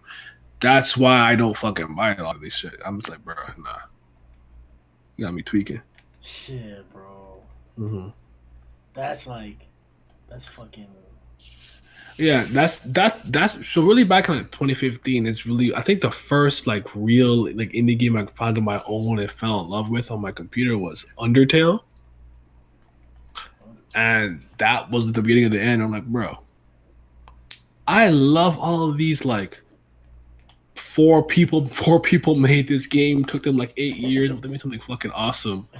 Cost me like $20 to play, and I'm having a great time. It's opposed to me going and buying this $100 game. I'm like, this shit sucks. Yeah. I did that with Jump Force. I played Jump Force. Bought it when it came out. Well, you How could didn't not respect tell? yourself. Yeah, how could you not tell? That shit just looks You just didn't care. You didn't care about your money. No, I pre-ordered it. I wanted it. I thought, okay, this is what I've always wanted. I wanted like all my anime characters together, and I like some of the Jumpstar series games.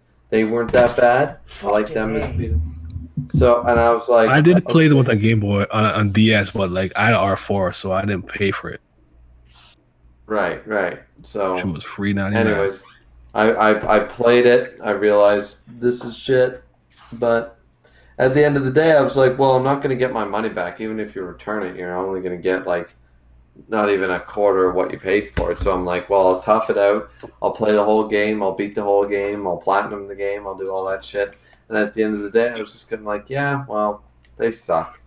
That's how you know a game is not hitting, and you just want to try to get some of your money's worth. Like, okay, I already paid for it. Yeah. That's how I felt about fucking Xenoblade Chronicles 2. I didn't want to finish it, but I had already bought the expansion pass prior to it, so I had to wait for all the DLC to come out before I could feel okay enough to bring the game back to like EB or GameStop, whatever you guys have over there, and then be like, nah. Yeah, all my friends were EB Games, bro. You know how long this is EB Games. Love it. I think you guys just have GameStop now, right? Yeah. EB Game. Yeah, we still have EB over here. Yeah, we have EB, but That's all my old school. yeah, all my guys have Funko Land. Huh? Y'all ever have Funko Land? Funko Land. Nah. Yeah. I don't know what that is. Never mind that. No, Naya's right. At the end of the day, like, because I had the Monster Hunter World game that came out, right? All my friends were like, "Oh, we should play this. It's a game we can all play together and shit and stuff." And I was like, "Yeah, that sounds fun." And then, but the reason we bought it was $19 on the PSN store, like a year later or whatever. I'm like, okay, $19. Who gives a shit? So I mean, I put a couple of, like, I probably put 10, 12 hours into the game, you know, playing with my friends and stuff. At the end of the day, you know what, this game's shit. This game sucks. And we're like, okay, this game's shitty. It's like, I don't know why people like it, but people do, whatever. We don't like it. So I quit. I still have it on the store and stuff. It's still there, but I'm like, I don't feel bad for quitting because I put 12 hours into it. I had a couple of good nights with it until we learned that the game was actually trash. And then Wait, it's hold kind on, of like, Monster Hunter, but you know how like critically acclaimed. I know it's I don't dislike Monster Hunter. If you have an RPG, all right, Grim. Here's what I'm going to describe to you. You know the Pokemon series, right? This shit sucks, but continue. Okay, Pokemon. You battle Pokemon, you level up, right? Now imagine playing Pokemon, you battle Pokemon, and you don't level up. That is Monster Hunter World. Also, by the way, you battle Pokemon, and you never see a health bar. Craft shit, don't you? Yeah, but you have to beat the hard enemies that you can't fight because you don't have their armor yet. It's just hit that dodge roll. That's the point. That's literally the point. Hit that dodge roll, man. No. Dragon's Dogma did it right. No health bars. That's a good game. I can't deny that.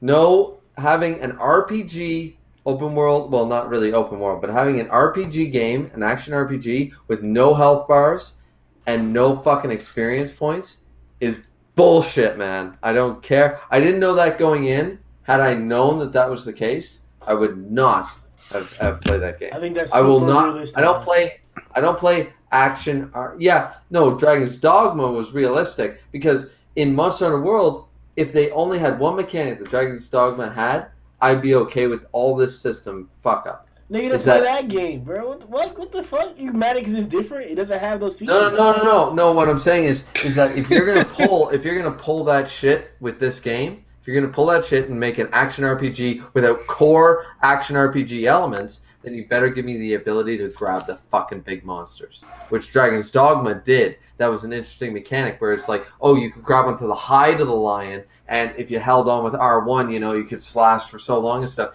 These creatures jump around like the squirrel lightning bastard or the dragon. They jump around so fucking much, you get like 3 hits, and meanwhile they've killed you 4 fucking times. You go through all your potions, you're like, oh shit, well maybe this guy's too hard for me, I'll try to level up. Oh, sorry, you can't level up in this game because there's no fucking experience points. So no matter how many Tyrannosauruses and fucking other shit I kill, it doesn't matter. I already have the best weapon and the best fucking upgraded this, that, and the other thing I can do up to this point, and this thing fucking kills me in 2 hits. There's no difficulty spike. There's no... you didn't dodge roll. What like I said? What did I say? Hit the dodge roll, man. I dodge roll all the time, man. I dodge roll all the time. No, you didn't dodge roll at the right intervals. Niggas wouldn't be claiming this shit was so great if the mechanics were as broken as what you're making. I'm fucking with you a little bit, but that's one of those games though where it's like, it's not turn-based, so a lot of the things that you can do and minimize and mitigate is depend on your own skill. Yep. I didn't say. I have a preference. I have a preference to that where it's like I have to get hit. So he's basically saying that's your ass, Reaper. That's why you're saying that. Yeah, get good. No. He's not wrong. That is what I'm saying. He's not wrong. I didn't say good. I wanted this. I didn't say he's I wanted this to be That's literally what I was saying. I just told you that I just platinum Kingdom Hearts. That's literally not turn-based. I played Kingdom Hearts is not hard though. Beating Sephiroth kind of is, but even on critical, it's not hard. I beat Bloodborne. What do you want to say about Bloodborne? I can't even tell you yes or no because I haven't really dived into Soulsborne's game. I guess whatever you want to call it. They're hard. They're hard as fuck. I've only really played Neo, if that counts. But did you play Lords of the Fallen? That game's. I haven't. All the hard games I play are like platformers, like Celeste. Oh, okay. Like Celeste, I fucking loved Cuphead. Like those are like the quote unquote hard games. Cuphead is pretty damn difficult, dude. Yeah, Cuphead? With a friend of mine. What game? Cuphead. Yeah, Cuphead. I was okay with Cuphead until I got to the fucking robot boss. I literally spent 6 hours trying to beat that nigga. And like I was getting mad. I almost punted my laptop. Like I was getting mad. I was like, yo. Like, and the thing about me is when I get mad at the fact that I'm mad at a video game. So I'm like, I'm heated. I'm so fucking upset. I'm like, yo, I almost kicked this fucking laptop to the wall. I'm like, bro, I missed me. No. I'm yelling. We're like, I had to like stop, leave, go do some shit. I think of the chapters, got some ramen, and I hung out with some friends at dinner or something, and came back. And I'm like, bro. Been like I spent like 4 hours. I spent like 2 more hours, and I finally beat this nigga. I'm like, let's go. But after that, I breezed the rest of the game. I slapped up the demon train. I slapped up King Dice, and I slapped the devil. But that one boss, the fucking machine, I could not beat him for like so fucking long, bro. So long. I was getting so fucking mad. Oh man, Cuphead is good though. I like that game.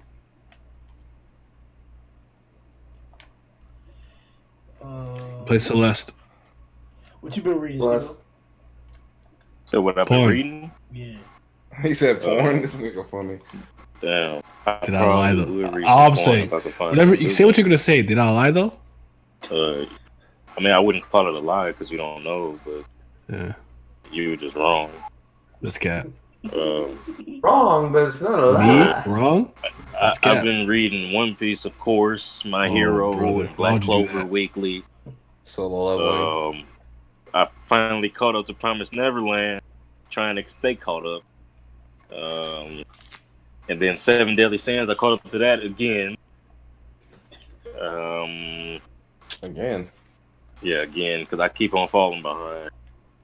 I don't blame you. What else is there? I was supposed to be reading JoJo's, but I keep on falling off. I'm on part 6, trying to get it done. Oh, don't do this to me, man. Stone Ocean is my favorite part. It is? I love Stone Ocean, and I know it's like the black sheep. A lot of people get in a lot of ways. Yeah, it's got some fucking mid in there. Can never deny that. There's just some mid ass fights, but I fucking love Jolene. I love her. She's the greatest. I'm on that fight with that feng shui dude right now.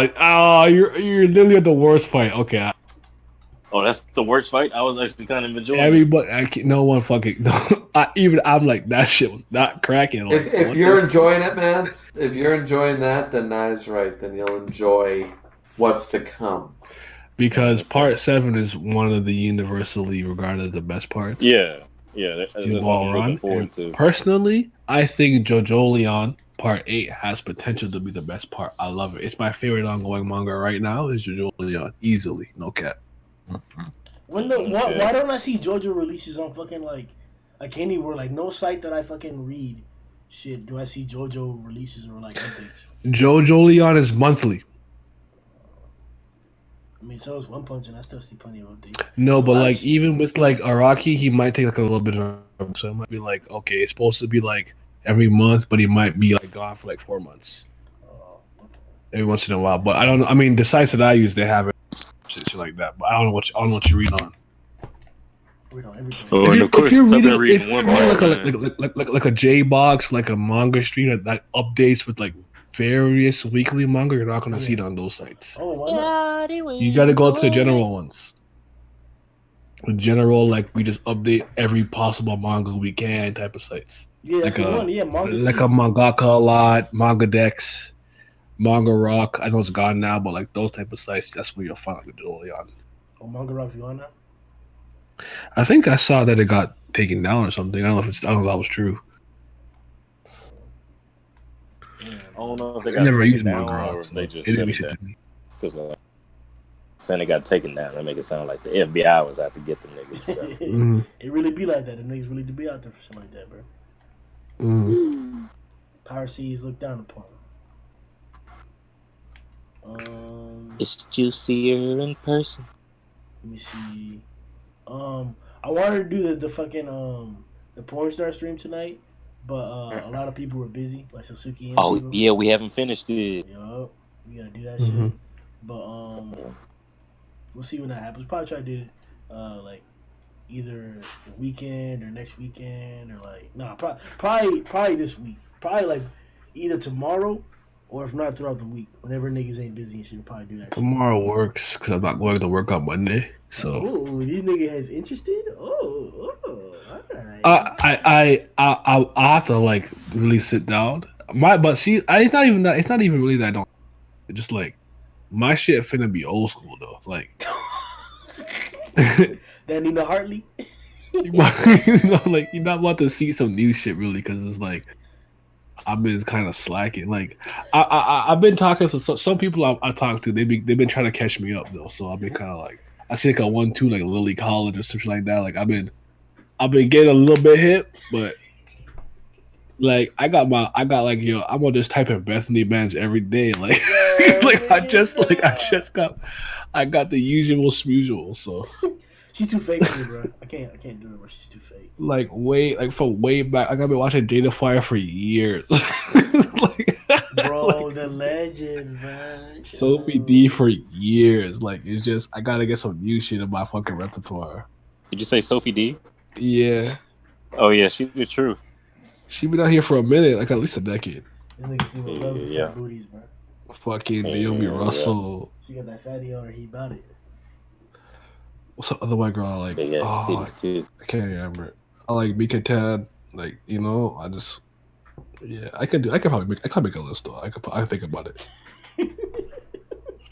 We low-key should do that, bro. We should all make lists and then put them in a pool and then you gotta like make a team at a. But if we doing like hentai, you know what I'm saying? What? You want to talk about the dojins, bro? I got Are I'm you niggas always actually ready. out here watching hentai? Are you I mean, Like, yo, I'm talking about legitimately busting nuts. I'm not gonna lie to you. Down? I'm not gonna sit here and cap. I am No a cap. degenerate. I am a degenerate. Oh my god! I am at the bottom of the barrel.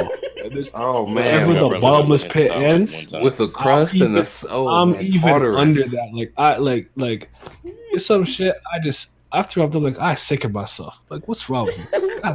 This nigga funny, dog. I get to post that clarity and be like, I sick of me. What's good? What's wrong with you? Go to church. Like it's not okay.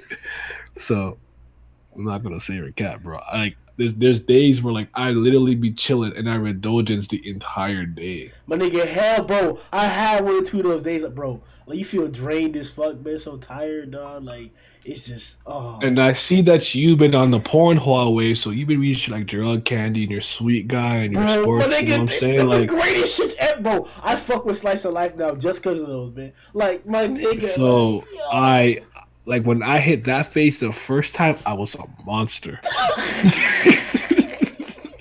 I was a monster. From drug, I think drug candy, Brawley Goes, Sweet Guy, H Mates, Household Affairs. Yup, yeah, Fucking Household Affairs. Yup. She is young, Yeah. so fucking 19. Like it just the list just keeps going. I was just like, and like I'll look up and I'm like, bro, what time is it? It's just like I've been reading this shit with hard dick for like 18 hours straight. Like, bro, what's wrong with you? Go get some sunlight. Go to the back. Do something. Like, what's wrong with you? You know what I'd really be put me ashamed of on, bro? myself sometimes. When I went on that trip to Dominican Republic, I didn't have internet for like a lot of places when I was going to and shit. So I had to download like little readable shit in case I was at somebody's place at night and I didn't have internet or whatever. So them shits really saved my ass, man. I fuck with them shits now, heavy as hell, man. The stories are so Yeah. hell yeah, bro. And I've seen it all, man. Any category you could think of, any tag you can see, I've seen it all. I found a way to fap to it. I'm not okay. I'm an invalid. Damn. I'm an So invalid. you be watching that extreme anal shit? Listen, man. Like I said, if there's something you could think of, I've gone through it. I had a face. Wow. I've gone through it. It's just I've been in a facial phase for like 10 years now, bro. Oh, I'm sorry, I was looking at my motherfucking phone, but I just snapped into consciousness at the facial phase. I got to, bro. Like even in real life, bro. Like I just gotta let her, bro. Like, bro. Don't tell my mama. Now we talking. You know what? I ain't gonna stunt. You know what? Never mind. I'm gonna keep it off the record. He be doing that shit too. Yeah, go ahead. I wouldn't say a facial phase. That's a little weird. Now will I hit a? You know what? Go ahead. Will I hit a cum shot compilation? Perhaps. Yo, my nigga, yes, yes. That is it, bro. Dead ass bitch. When I'm trying to bust, unreliable. He said perhaps, mayhaps, and maybe. Mayhaps. Oh man. Shit. All right, man. That's it for the weekly roundup stream. We covered solo leveling, One Punch, One Piece, and 7 Deadly Sins. On the next session, we might expand to some different topics depending on who's with us. Make sure you check out the One Punch Man podcast that just came out, 416. Check out the reactions, shit like that. Like we said during the stream, the part 2 of the porn podcast, top 20 whatever shit is coming up this week. So stay tuned for that, bitch. Yeah. Make sure you check out our Patreon to support the stream and the shit that we do. Check out the Discord if you're trying to, fuck around, talk shit, do whatever all day, trying to contact me or whatever. You already know where I'm at. And we're going to see y'all boys later on, man. Yo ho ho! Yo ho! Nigga. Hey.